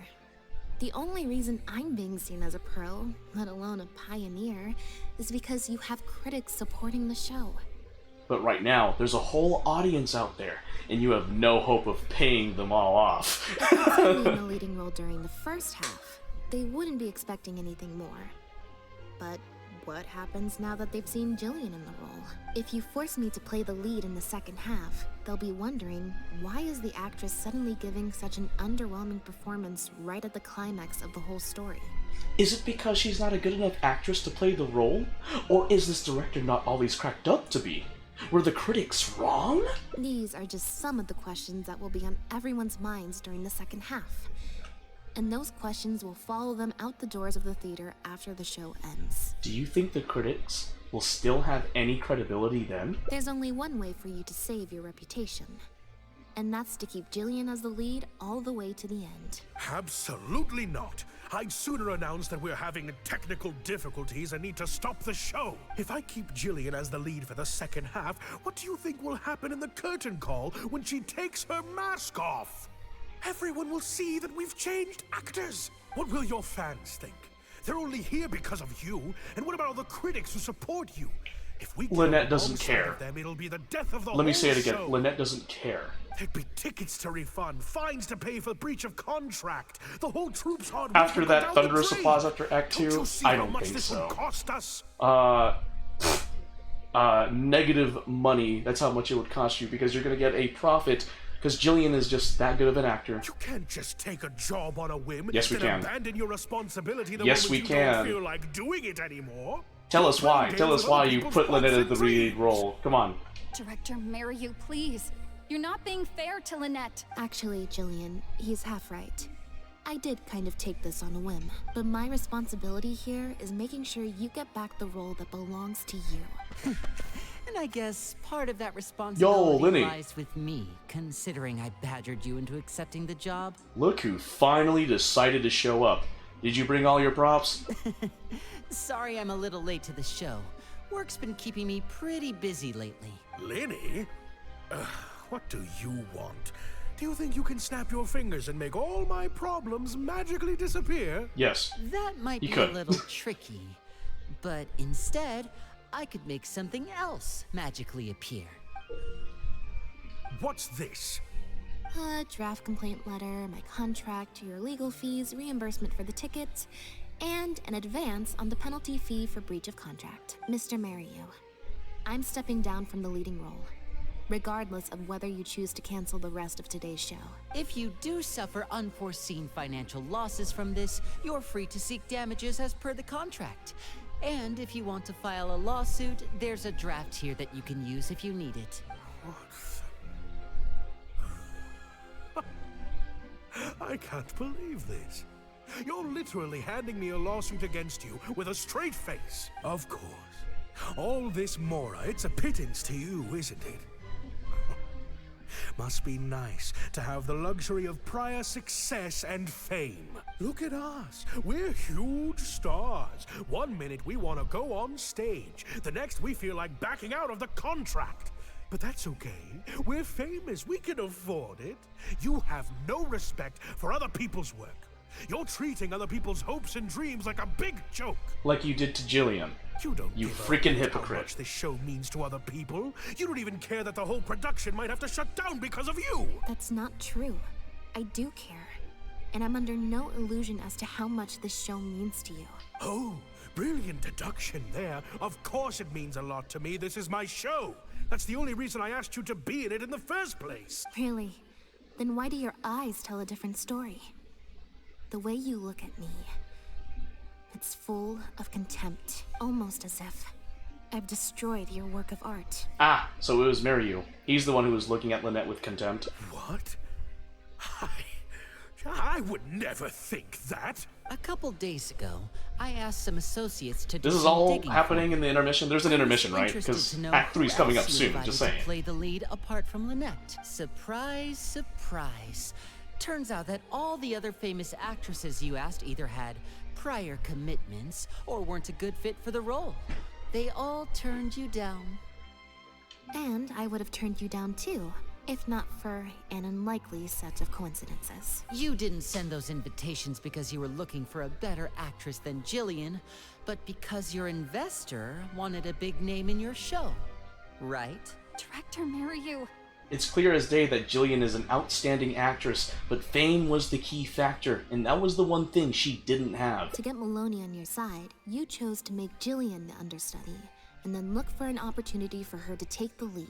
But then, Lynette actually accepted your invitation, and her acting debut was sure to attract attention. I bet you were torn at first, weren't you? Do you stick to the tried and tested formula? Choose Lynette, use her celebrity to get the critics on your side so that you and your investors can line your pockets? Or do you choose Jillian, so that you and your longtime collaborator can stage the show of your dreams? The original, unedited version of The Lost Puppet. Whether you did it because of pressure from your investors or because you were lured in by the money. Ultimately, you betrayed yourself by choosing Lynette. Oh, I didn't. I didn't betray myself. You mentioned prior success and fame earlier, but you're a well-known director yourself, with countless works to your name. Wouldn't that make you successful too? Or maybe, deep down, none of your current achievements really count as success to you. Right now, you have an opportunity to send Jillian onto that stage and perform the second half as you always imagined it, faithful to your original script. Your work would be displayed for all of Fontaine to see, in its true, perfect form. Did you say perfect? Will you keep pursuing a kind of success that you don't even value, at the cost of your own artistic integrity? Or will you act now before Maloney and the critics can protest and make your dream come true on the stage? And Jillian's dream. In fact, the dreams of the whole troupe. The whole troupe? Director Mariu? Actually, most of the money Lenny brought came from us. We all chipped in. We've worked with you for many years now. Your troupe has been here for you all the way from the empty theaters where we first performed to the Opera House today. We watched as you slowly started down a path you used to despise.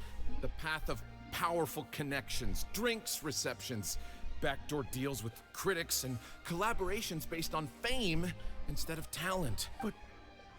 But this is just a temporary measure. I did it for the good of the troupe. Everyone knows that. And the fact that they're willing to deal with what you're doing just speaks volumes about your character. Everyone Just else saying. is doing it. Yes, we know. Back when you started, you had to bite the bullet and do these things to keep the troupe afloat. But then what happened? You began to embrace these methods more and more, becoming so reliant on them that every show you put out is overhyped by the media, and every script you write is edited to suit some celebrity's needs. Surely you must have noticed what's happening. While we've been performing at bigger and bigger theaters with each show, the applause is getting quieter and quieter each night. And the criticism from people who've seen the show is growing. Maloney's friends are sycophants. They don't care if the audience is disappointed because the show doesn't live up to their glowing reviews. They praise the things they like and skirt around the things they don't. Look, I know everyone's using the same promotional tactics, but does that really make it okay? No. Well, it's just a stopgap solution. That you've used multiple times per your troops' As soon as responses. I've made enough Mora, I'll stop. Things will be different next time. I promise. That's what you said last time. Fulfill the promise now. Next time, huh? Yeah. Next time, you won't use your connections. Next time, you won't pay off the critics. Next time, you'll let Jillian play the lead. Unfortunately, it doesn't work like that. If you make some money once, you'll want to do it again, then again. Slowly but surely, you turn your back on your dreams. I won't turn my back on my dreams any longer, Director Mariu. Never again. Me neither. Persuasion. Today is the day. It's time to live your dreams. Oh. Okay, so we got... Oh, Persuasion plus 5. Persuasion plus 8. So that's 13. 18 plus 6. That's 24. Oh, it's guaranteed. Oh, that was pretty good. That was guaranteed. That was a guaranteed persuasion. I'd have to pull a 0, which is not in the deck of cards. Had dreams too. What? Act 3. Amidst the rubble. An unknown period of time elapsed before a group of mechanical puppets finally cleared the rubble, freed the protagonist, and reactivated her. They told her, "You've been buried here for thousands of years. The mechanical puppets now rule the world." Turned out that the puppets who had started the uprising were none other than the protagonist's companions, whom she had rescued all those years ago. The protagonist was now revered as a hero by all of puppet kind.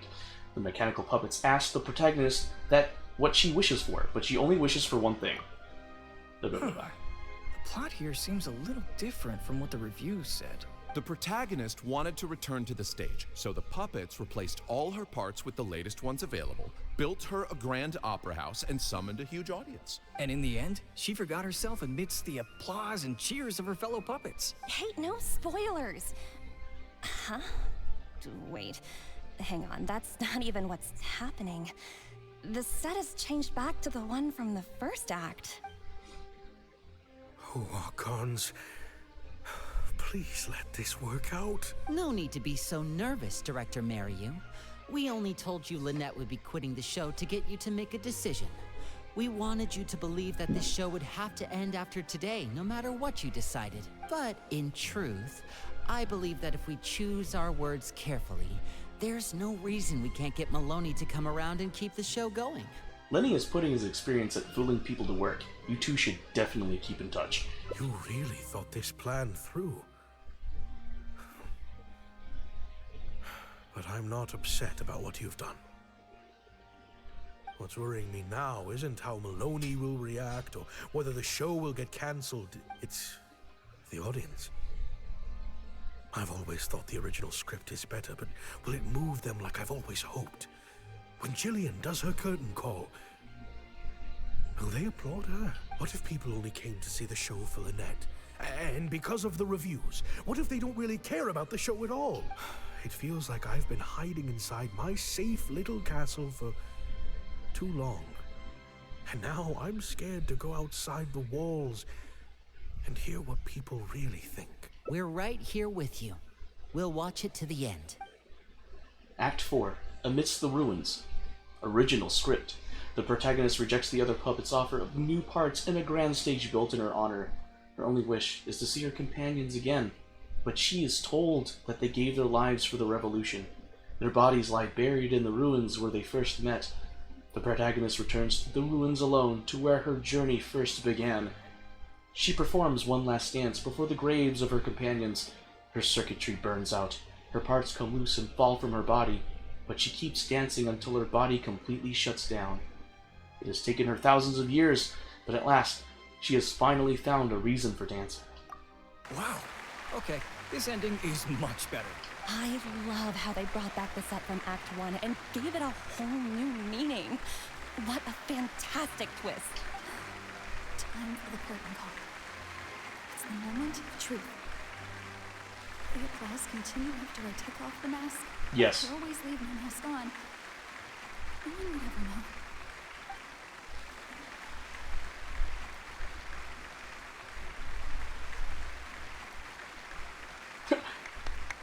Aww, gotta love Farina. Aw, shoot, Farina swayed the audience. Let's go. Gotta love Farina. I'm glad that we can interact with Farina through this Hangout event. This is what fame looks like, when it's truly deserved.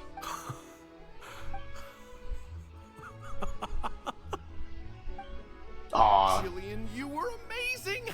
Cyril was tearing up when you did your final solo dance. Well, so are you. Really? I was so nervous. My legs felt like they turned to jelly. What looked like an actor unsteady on her feet was in fact a poignant expression of the protagonist's frailty in her last moments. Or whatever. Oh no, I can't take any more of that. Hey, Mario! What the heck was that? Why wasn't Lynette playing the lead? Our articles are already going to press. You better have a good explanation for this. It was my... Hey now, it was all of our... Hold on. The decision was mine, and mine alone. Let's go, Mariu.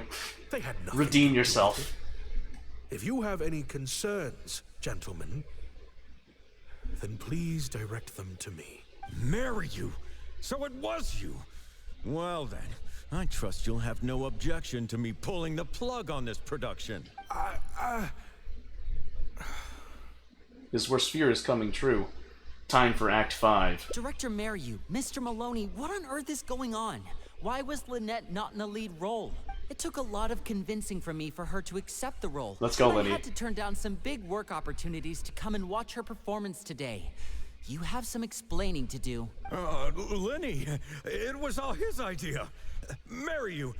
Explain yourself. Wait, Linny, as a matter of fact, this was a piece of performance art. In this play, the masks and costumes serve to obscure the differences between characters, and by extension, the difference between human and machine. We took that idea to the next level with an actor swap, blurring the lines between one performer and the next. So it's in service of the ambitious artistic goals of the production. What? It's similar to deceiving the audience in a magic show. We employed this technique as a means of breaking the fourth wall. It allows the audience to more intuitively understand the cognitive dissonance felt by the protagonist as a machine trying to reconcile the notion of her humanity. The audience's experience mirrors the protagonist's own confusion and becomes part of the artistic performance itself. Hold up. What is this nonsense? Oh, I see. Well, bravo, Director Mariu. You even had me fooled. That's probably more because you just don't really understand avant-garde art very well, Lenny. Maybe so, maybe so. Well, perhaps it went over my head, but I'm sure our experts here saw the whole thing coming a mile away. You must have worked it out by the end of the first half, surely. Mr. Amory, I just heard that you managed to write your review after just the first 2 acts. I'm sure that will help Director Mariu by setting future audiences up for the surprise twist at the end. Yes. Wow, you're right. Lenny and Lynette are a old crazy friends. duo. Jeez. You should have said something. Then I could have played along even better. Yes. Well, Oh yeah, Mariu was in the dark, I to forgot. deceive the audience, you must first deceive your closest companions. I have to give credit to Lynette and her experience in performing magic. That's what inspired me to take my art to the next level. Hmm? You mean your show was partly inspired by Lynette's background in magic? Well, in that case, I'll have to plug it to everyone I know. Dang, Lenny. He found a way to shamelessly plug himself in there. What the fudge? Unfortunately, I think Mr. Maloney is going to cancel the show. Cancel the show? Mr. Maloney, is this true? While I accept that deceiving the audience in the manner you did certainly has artistic merit, this is not a magic show, and we don't want our audience demanding their money back. A very valid criticism, and one that I humbly accept. If that happens, we're prepared to reimburse and apologize to any audience members who weren't satisfied with the experience. But based on their reaction today, I think that what most people want to see is an excellent piece of theater, and not celebrity cameos. Plus, it looks like Jillian is better than me at delivering the excellence people want to see. I'm sure audiences will be very happy with the show if she's allowed to stay in the leading role. Some reviews have said that Lynette's gave the performance of the year. Wouldn't you say Jillian's was the performance of a lifetime? Oh, that was Maloney, pretty smooth, Aether. I believe there should still be time to tweak my article. From the look on Lynette's face, I think she's being sincere. Oh, one other thing. We managed to get a meeting with Lady Farina earlier. All thanks to the Traveler's reputation, of course. Anyway, she agreed to write a review focusing on Jillian's performance and the quality of the show as a whole. She promised to give her honest opinion. And I'm sure today's audience will be discussing her performance too. There's sure to be a variety of opinions. But what about you, Mr. Corentin? How would you rate the show? Oh, I mean, art at its finest, clearly. But I'll have to give it some thought before I decide exactly what to write. Oh, of course. Always good to put some thought into these things. Especially now, with a growing range of voices out there. I imagine competition for readers becomes more fierce when everyone's discussing the topic. Corentin, Amory, let's go. A sour-faced Maloney leaves with the critics in tow.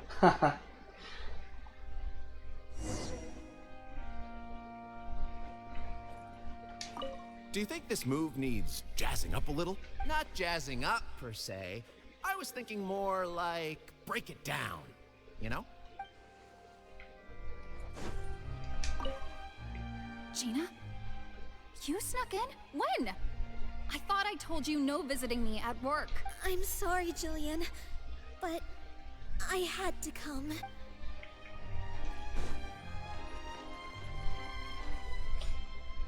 Oh, yo, Glass, welcome to the stream. How you doing? Without the two of you, who knows how much further down that cynical path I would have gone. I always told myself that once I'd made enough Mora, I'd get back to doing what I loved. But somewhere along the way, I started to lose sight of what that was. Just like those critics with their dishonest reviews, I became all about the trappings of success, at the expense of the art itself. At least you came to your senses just in time, and you've got an amazing group of talented people behind you. You're right. Yes. I'm a very lucky man.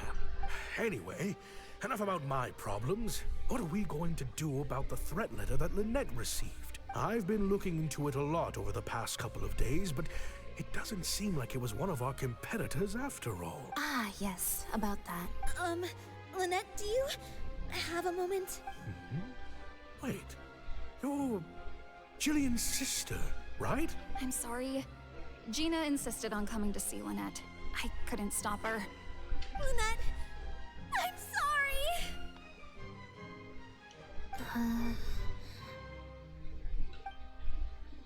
Lynette just shot me a glance. I think she's unsure which move to use in this situation.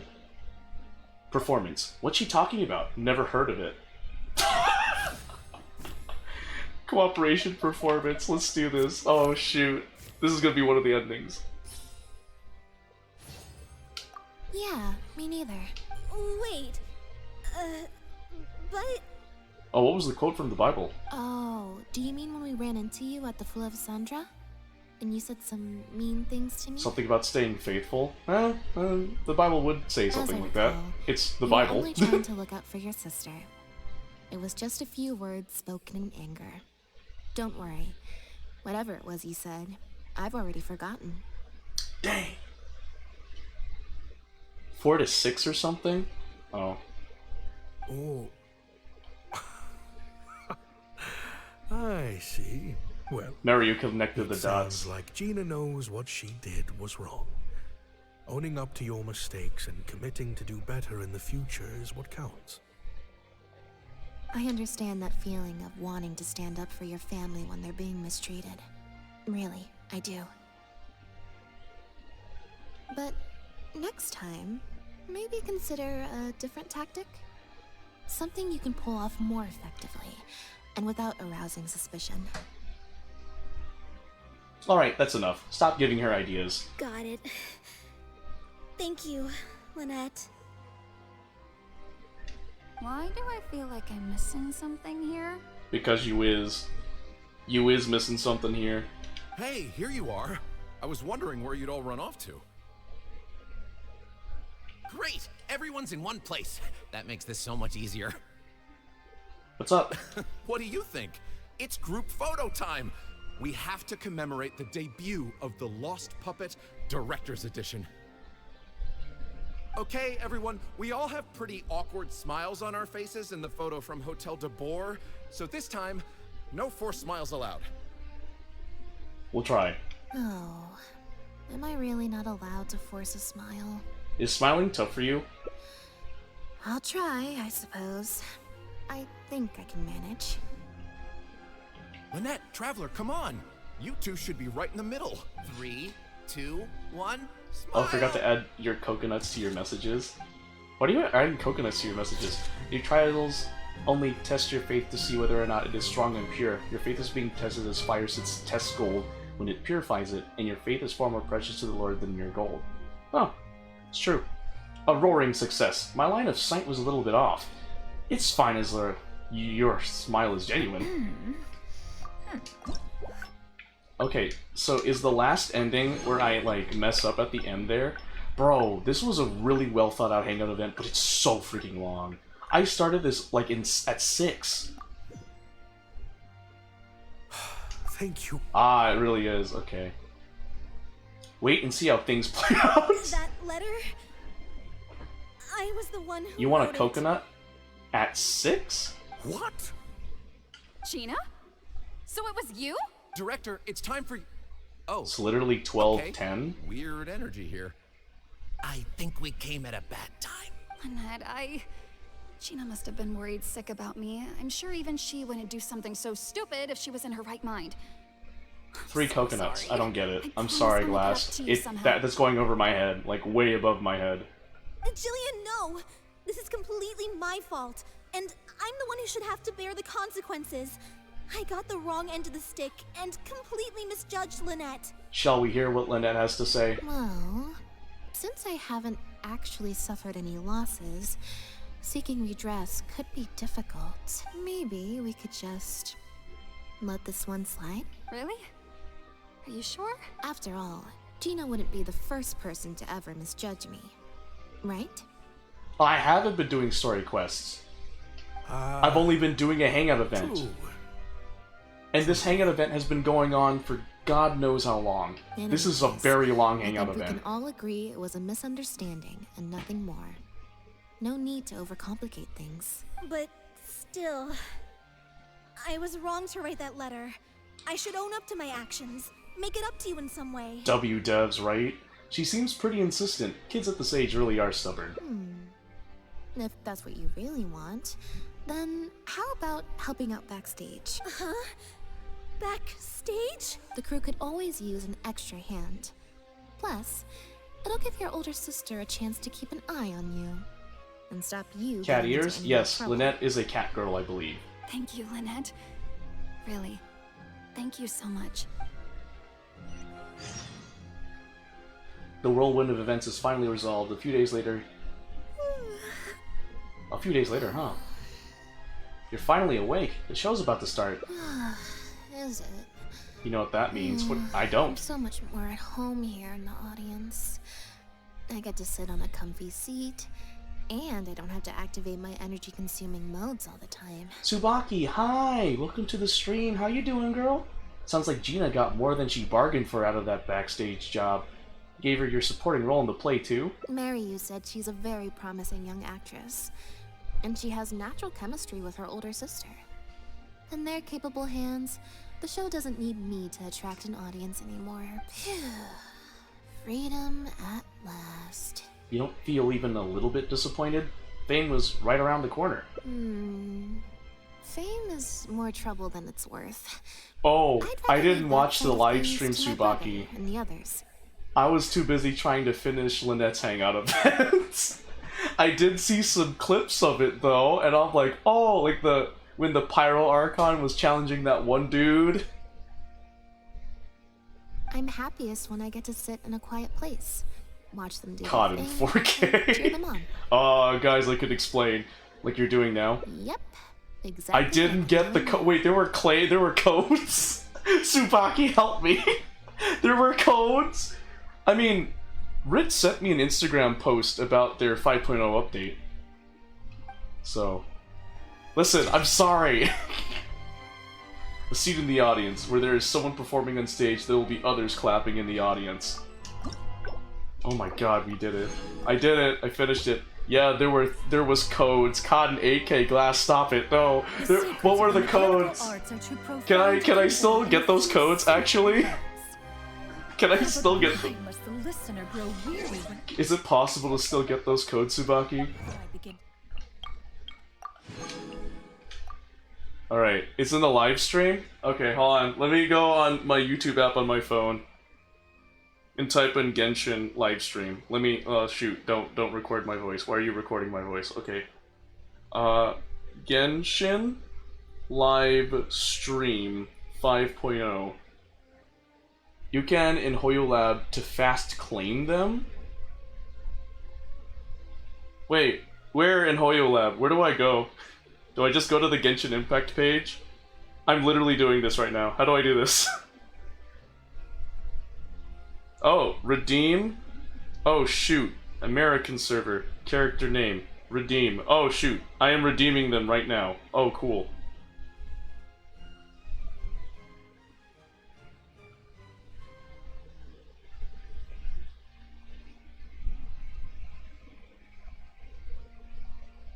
Oh, wow. I got all 3 codes. Thank you, Tsubaki. Caught in all K. Thank you, Tsubaki, for letting me know about the codes and that I could fast claim them on HoYoLab. Tsubaki really did come in clutch. She literally came in and saved the day. Oh look, oh cool, 300 primos. Thank you, Tsubaki. Oh, arigatou gozaimasu. Salamat kaayo. Muchas gracias. Thank you in all the languages.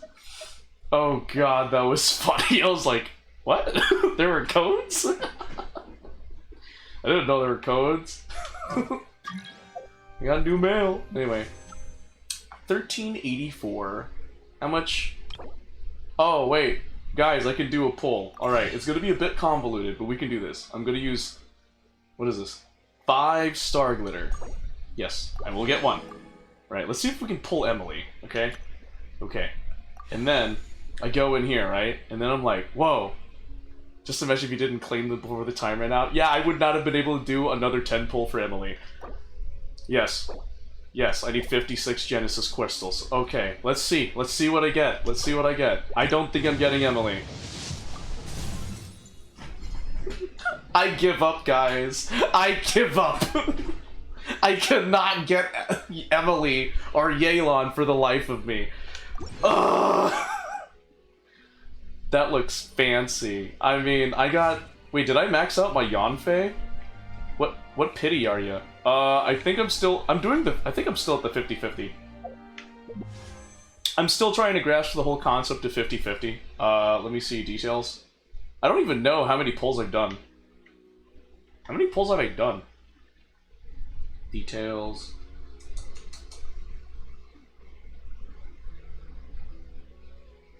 God, I hate that.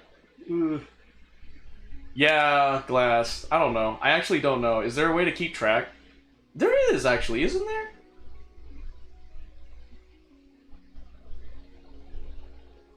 Isn't there a history thing?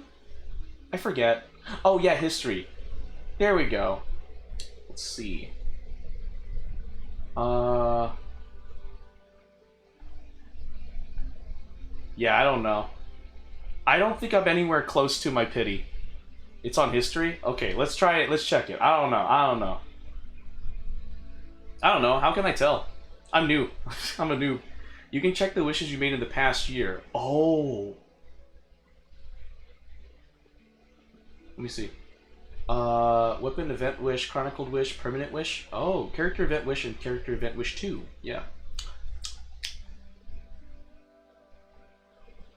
Just count before the last 5-star you got.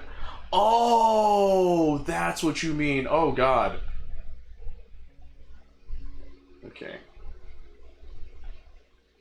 It only shows 5. Okay, I got Nilu here, so 5, 10, 15, 20, 25, 30, 35, 40, 45, 50, 55, 55. 55, just, yeah, 55 pity, yeah. You've been lurking, and I appreciate you lurking, Rit. I know that I will wail for Emily and Yelan. I'm going to do the paying for with PayPal. I know I will. If you are presently unoccupied. Okay, but for real though, I didn't expect like this hangout event to be so long.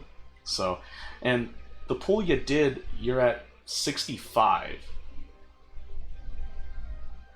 No, isn't that include? No, that was including all my pulls, right? Tainara, I need more cons. Oh, the whole thing, because Rit told me about how you can select a 5-star with the upcoming update. I was like, oh, cool. I like that. I don't know when the... When is Natlan coming out? Is it coming out before Emily... Is it coming out before the Emily and Yelan banner goes away? In 10 days? Okay, so Natlan comes out in 10 days. Ah, shoot. So it really is right when the event wish ends. What's the most stars? 5 stars. 10 days. Brah. Right, you better be grinding. You better get to grinding. Okay. We are done. We are done with Genshin. I am done with this game. Why? Grinding for what? Grinding for your characters you want to get for, like, Genshin Impact. I'm done. And knowing you'll wail. Oh, Tsubaki, I will.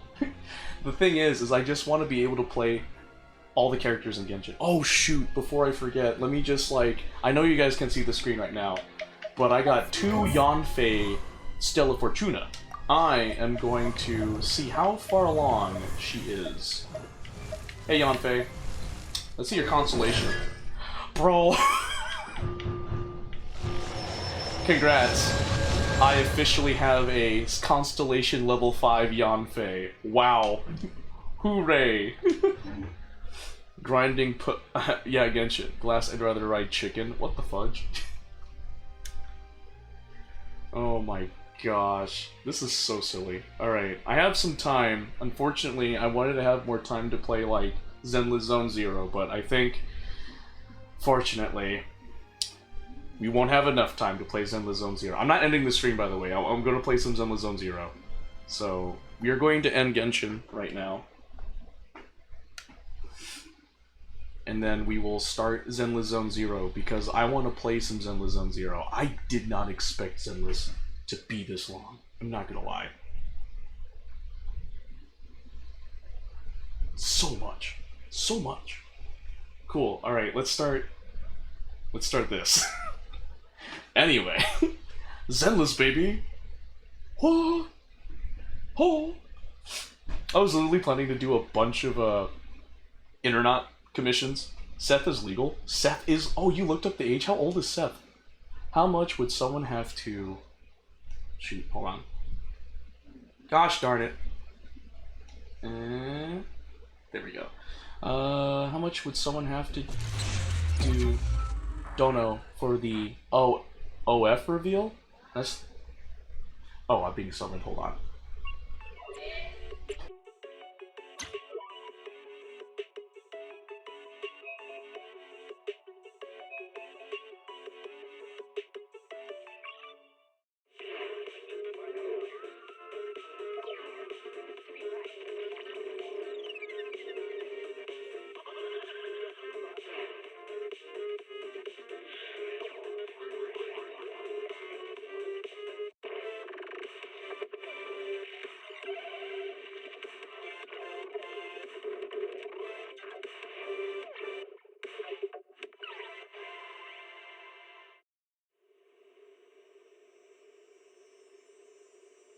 When I was 15, the thought of an apocalypse never troubled me.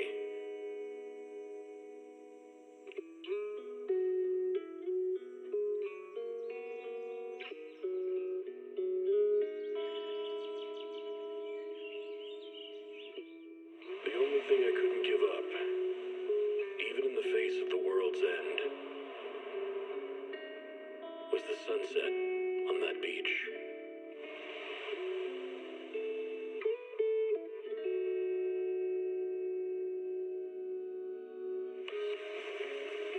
Watching the sun gently slide into the water's embrace, or fireworks dancing on the canvas of the night sky. Even if tomorrow weren't better, it wouldn't be worse, I thought. When you're reading this letter, I imagine much has changed.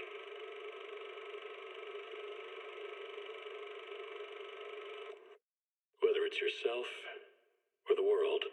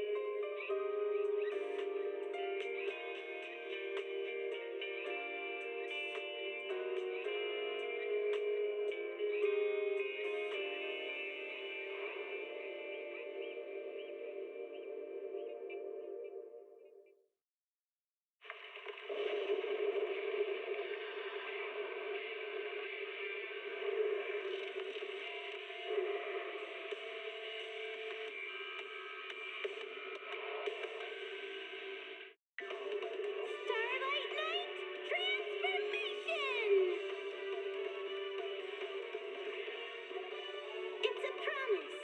Let's protect our home together. A falling star deserves no home. For Starlight Night, home lies with the wishes of the people. Heed the call of your innermost desires. Advance without fear. Navigate as your heart dictates. Robust power.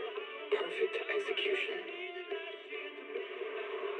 Foresee the storm and overcome it. Calm. City Series. Energizing combo sets. Hearty noodle bowls.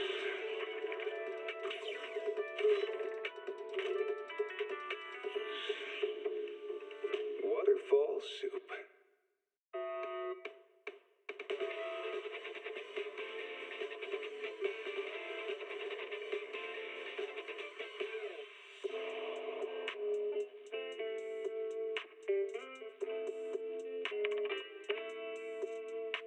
Can't read a hollow warning. What disaster supplies should you buy? Don't know the escape route. Don't panic. The answer's here. Bang nose. Bang nose. Bang who knows?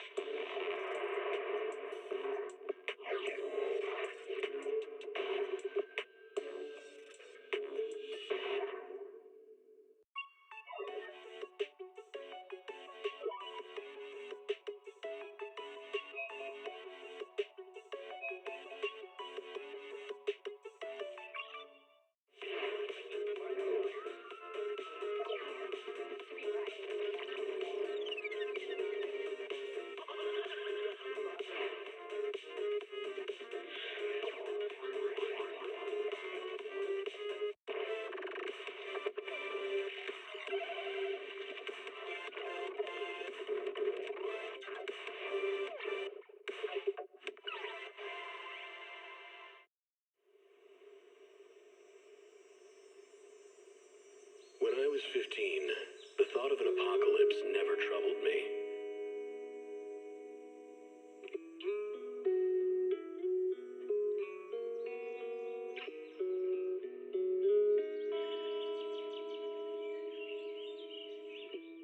The only thing I couldn't give up, even in the face of the world's end, was the sunset on that beach.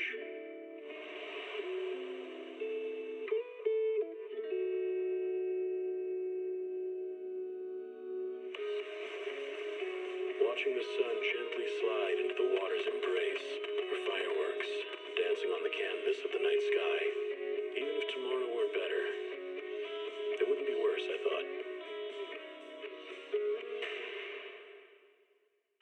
When you're reading this letter, I imagine much has changed.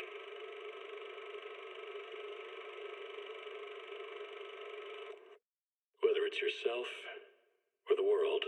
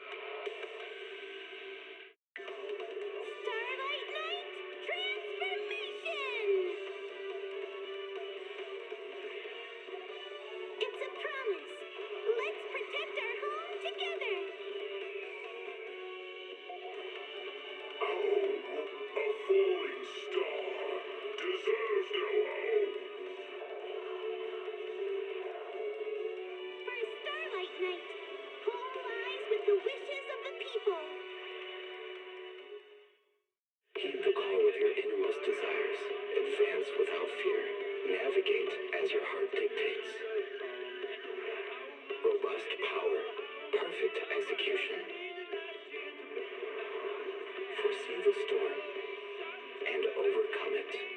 Calm City Series. Energizing combo sets. Hearty noodle bowls.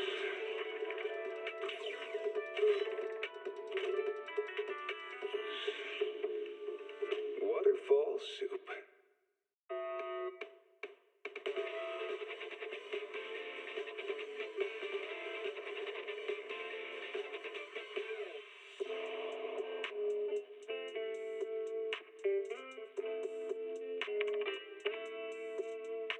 Can't beat a hollow warning. What disaster supplies should you buy? Don't know the escape route? Don't panic. The answer's here. Bang knows. Huh? Bang knows. Bang who knows?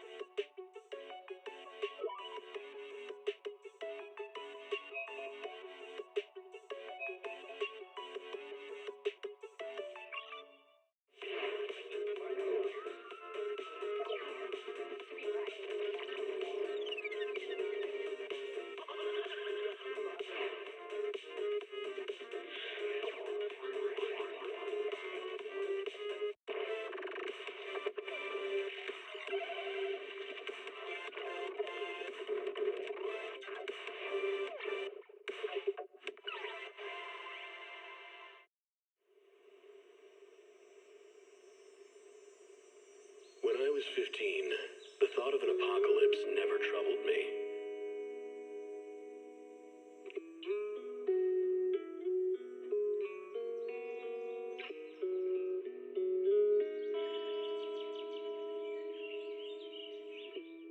The only thing I couldn't give up, even in the face of the world's end,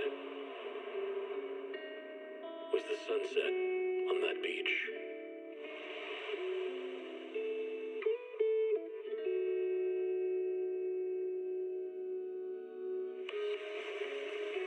Watching the sun gently slide into the water's embrace, or fireworks dancing on the canvas of the night sky. Even if tomorrow weren't better, it wouldn't be worse, I thought. When you're reading this letter, I imagine much has changed.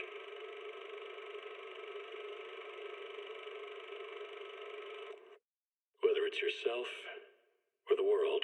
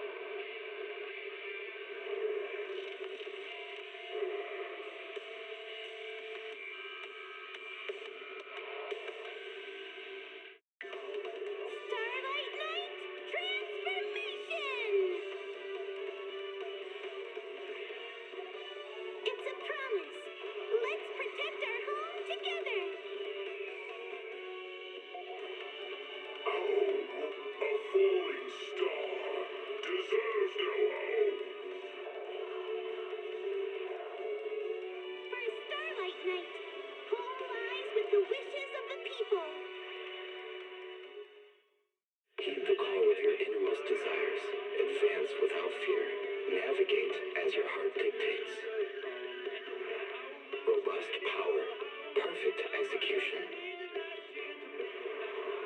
Foresee the storm and overcome it. Calm City Series. Energizing combo sets. Hearty noodle bowls.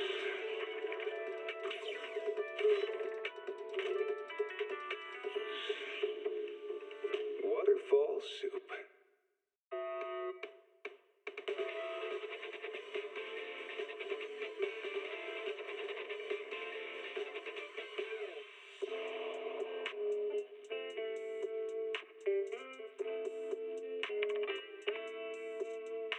Can't beat a hollow warning. What disaster supplies should you buy? Don't know the escape route. Don't panic. The answer's here. Bang nose.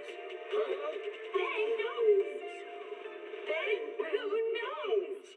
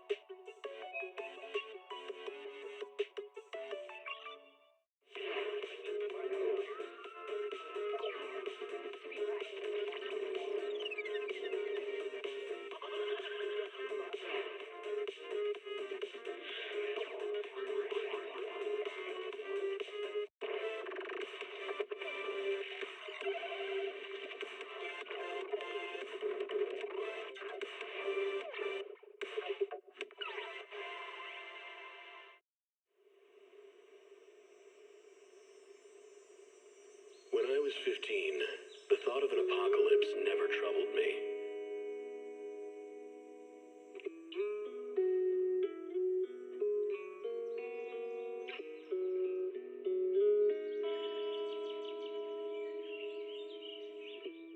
The only thing I couldn't give up, even in the face of the world's end,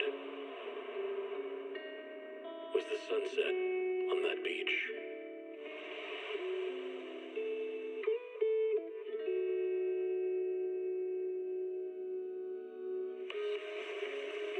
Watching the sun gently slide into the water's embrace, or fireworks dancing on the canvas of the night sky. Even if tomorrow weren't better, it wouldn't be worse, I thought. When you're reading this letter, I imagine much has changed.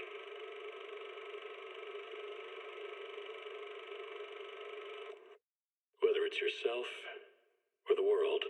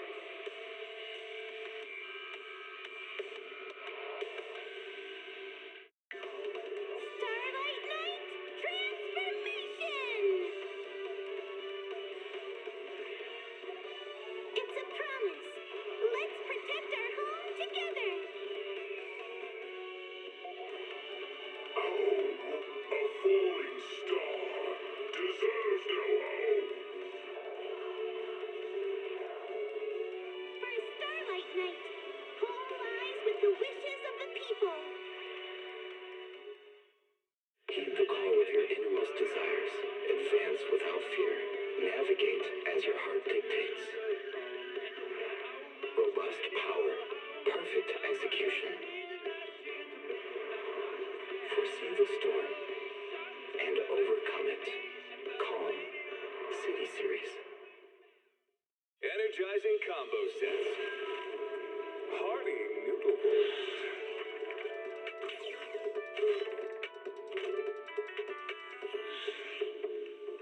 Waterfall soup.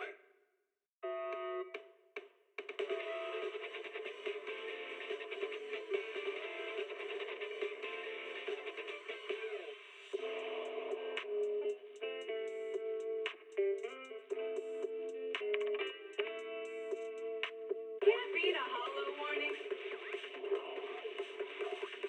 What disaster supplies should you buy? Don't know the escape route. Don't panic. The answer's here. Bang knows. Huh? Bang knows. Bang who knows?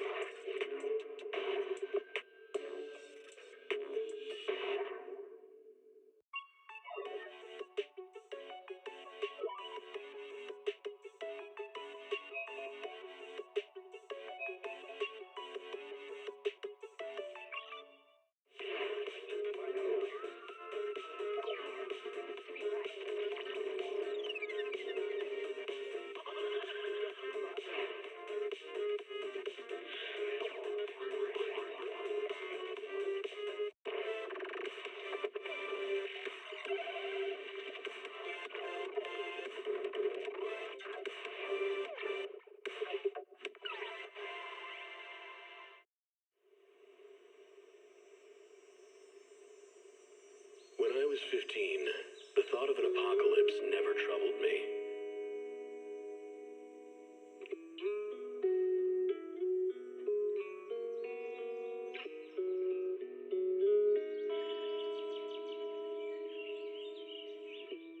The only thing I couldn't give up, even in the face of the world's end,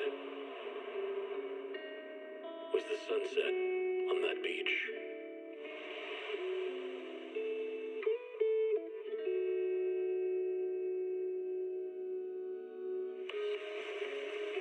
Watching the sun gently slide into the water's embrace, or fireworks dancing on the canvas of the night sky.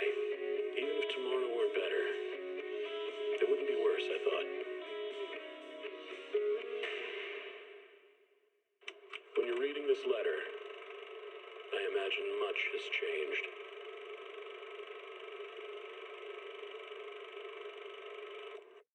Whether it's yourself or the world.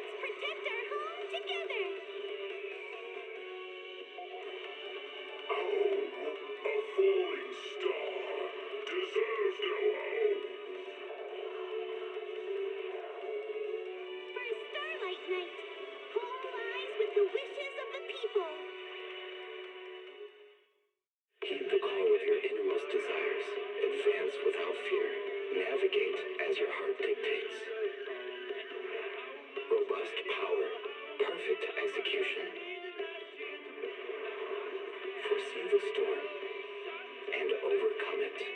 Calm City Series. Energizing combo sets. Hearty noodle bowls.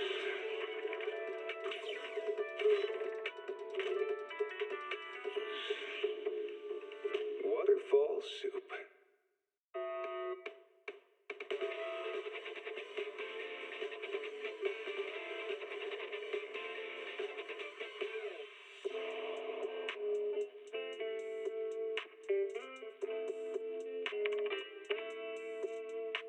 Can't beat a hollow warning. What disaster supplies should you buy? Don't know the escape route? Don't panic. The answer's here. Bang nose. Huh? Bang nose. Bang blue nose.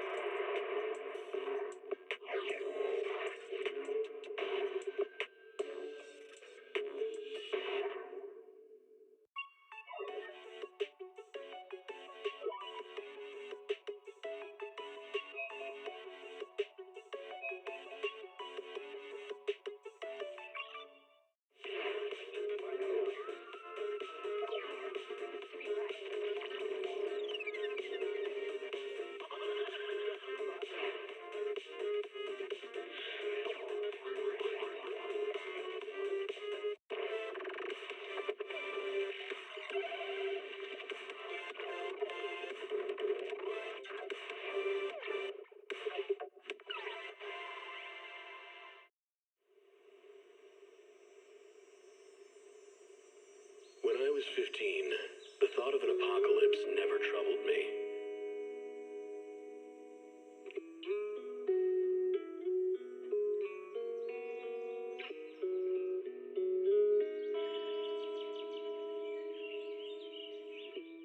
The only thing I couldn't give up, even in the face of the world's end, was the sunset on that beach.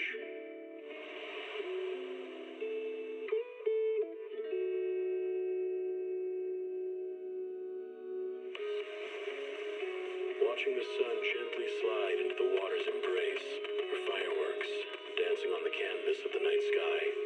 Even if tomorrow weren't better, it wouldn't be worse, I thought.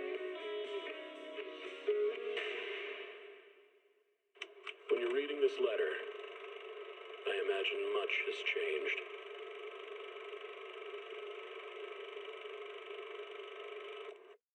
Whether it's yourself or the world.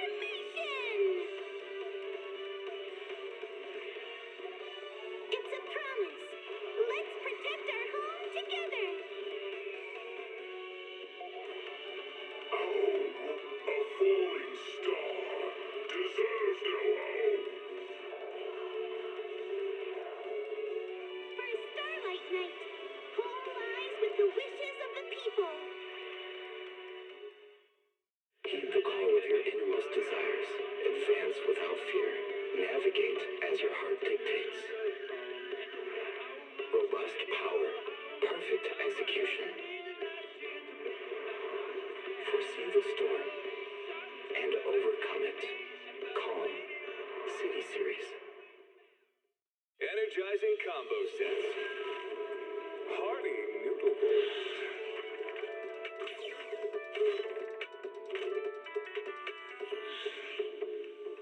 Waterfall soup.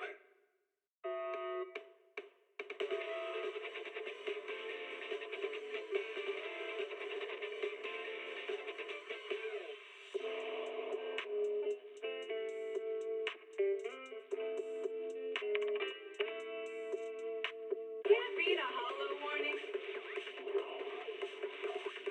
What disaster supplies should you buy? Don't know the escape route. Don't panic. The answer's here. Bang knows. Huh? Bang knows. Bang who knows?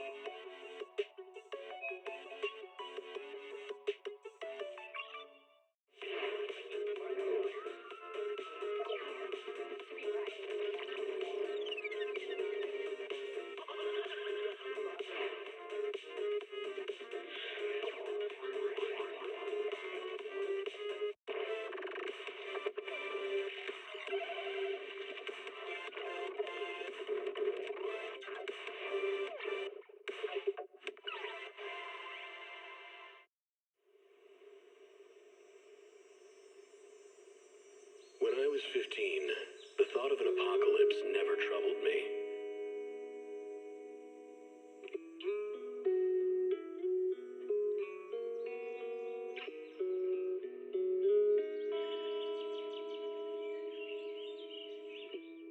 The only thing I couldn't give up, even in the face of the world's end,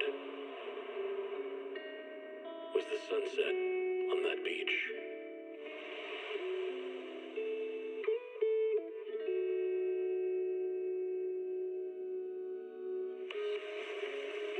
Watching the sun gently slide into the water's embrace, or fireworks dancing on the canvas of the night sky. Even if tomorrow were better, it wouldn't be worse, I thought. When you're reading this letter, I imagine much has changed.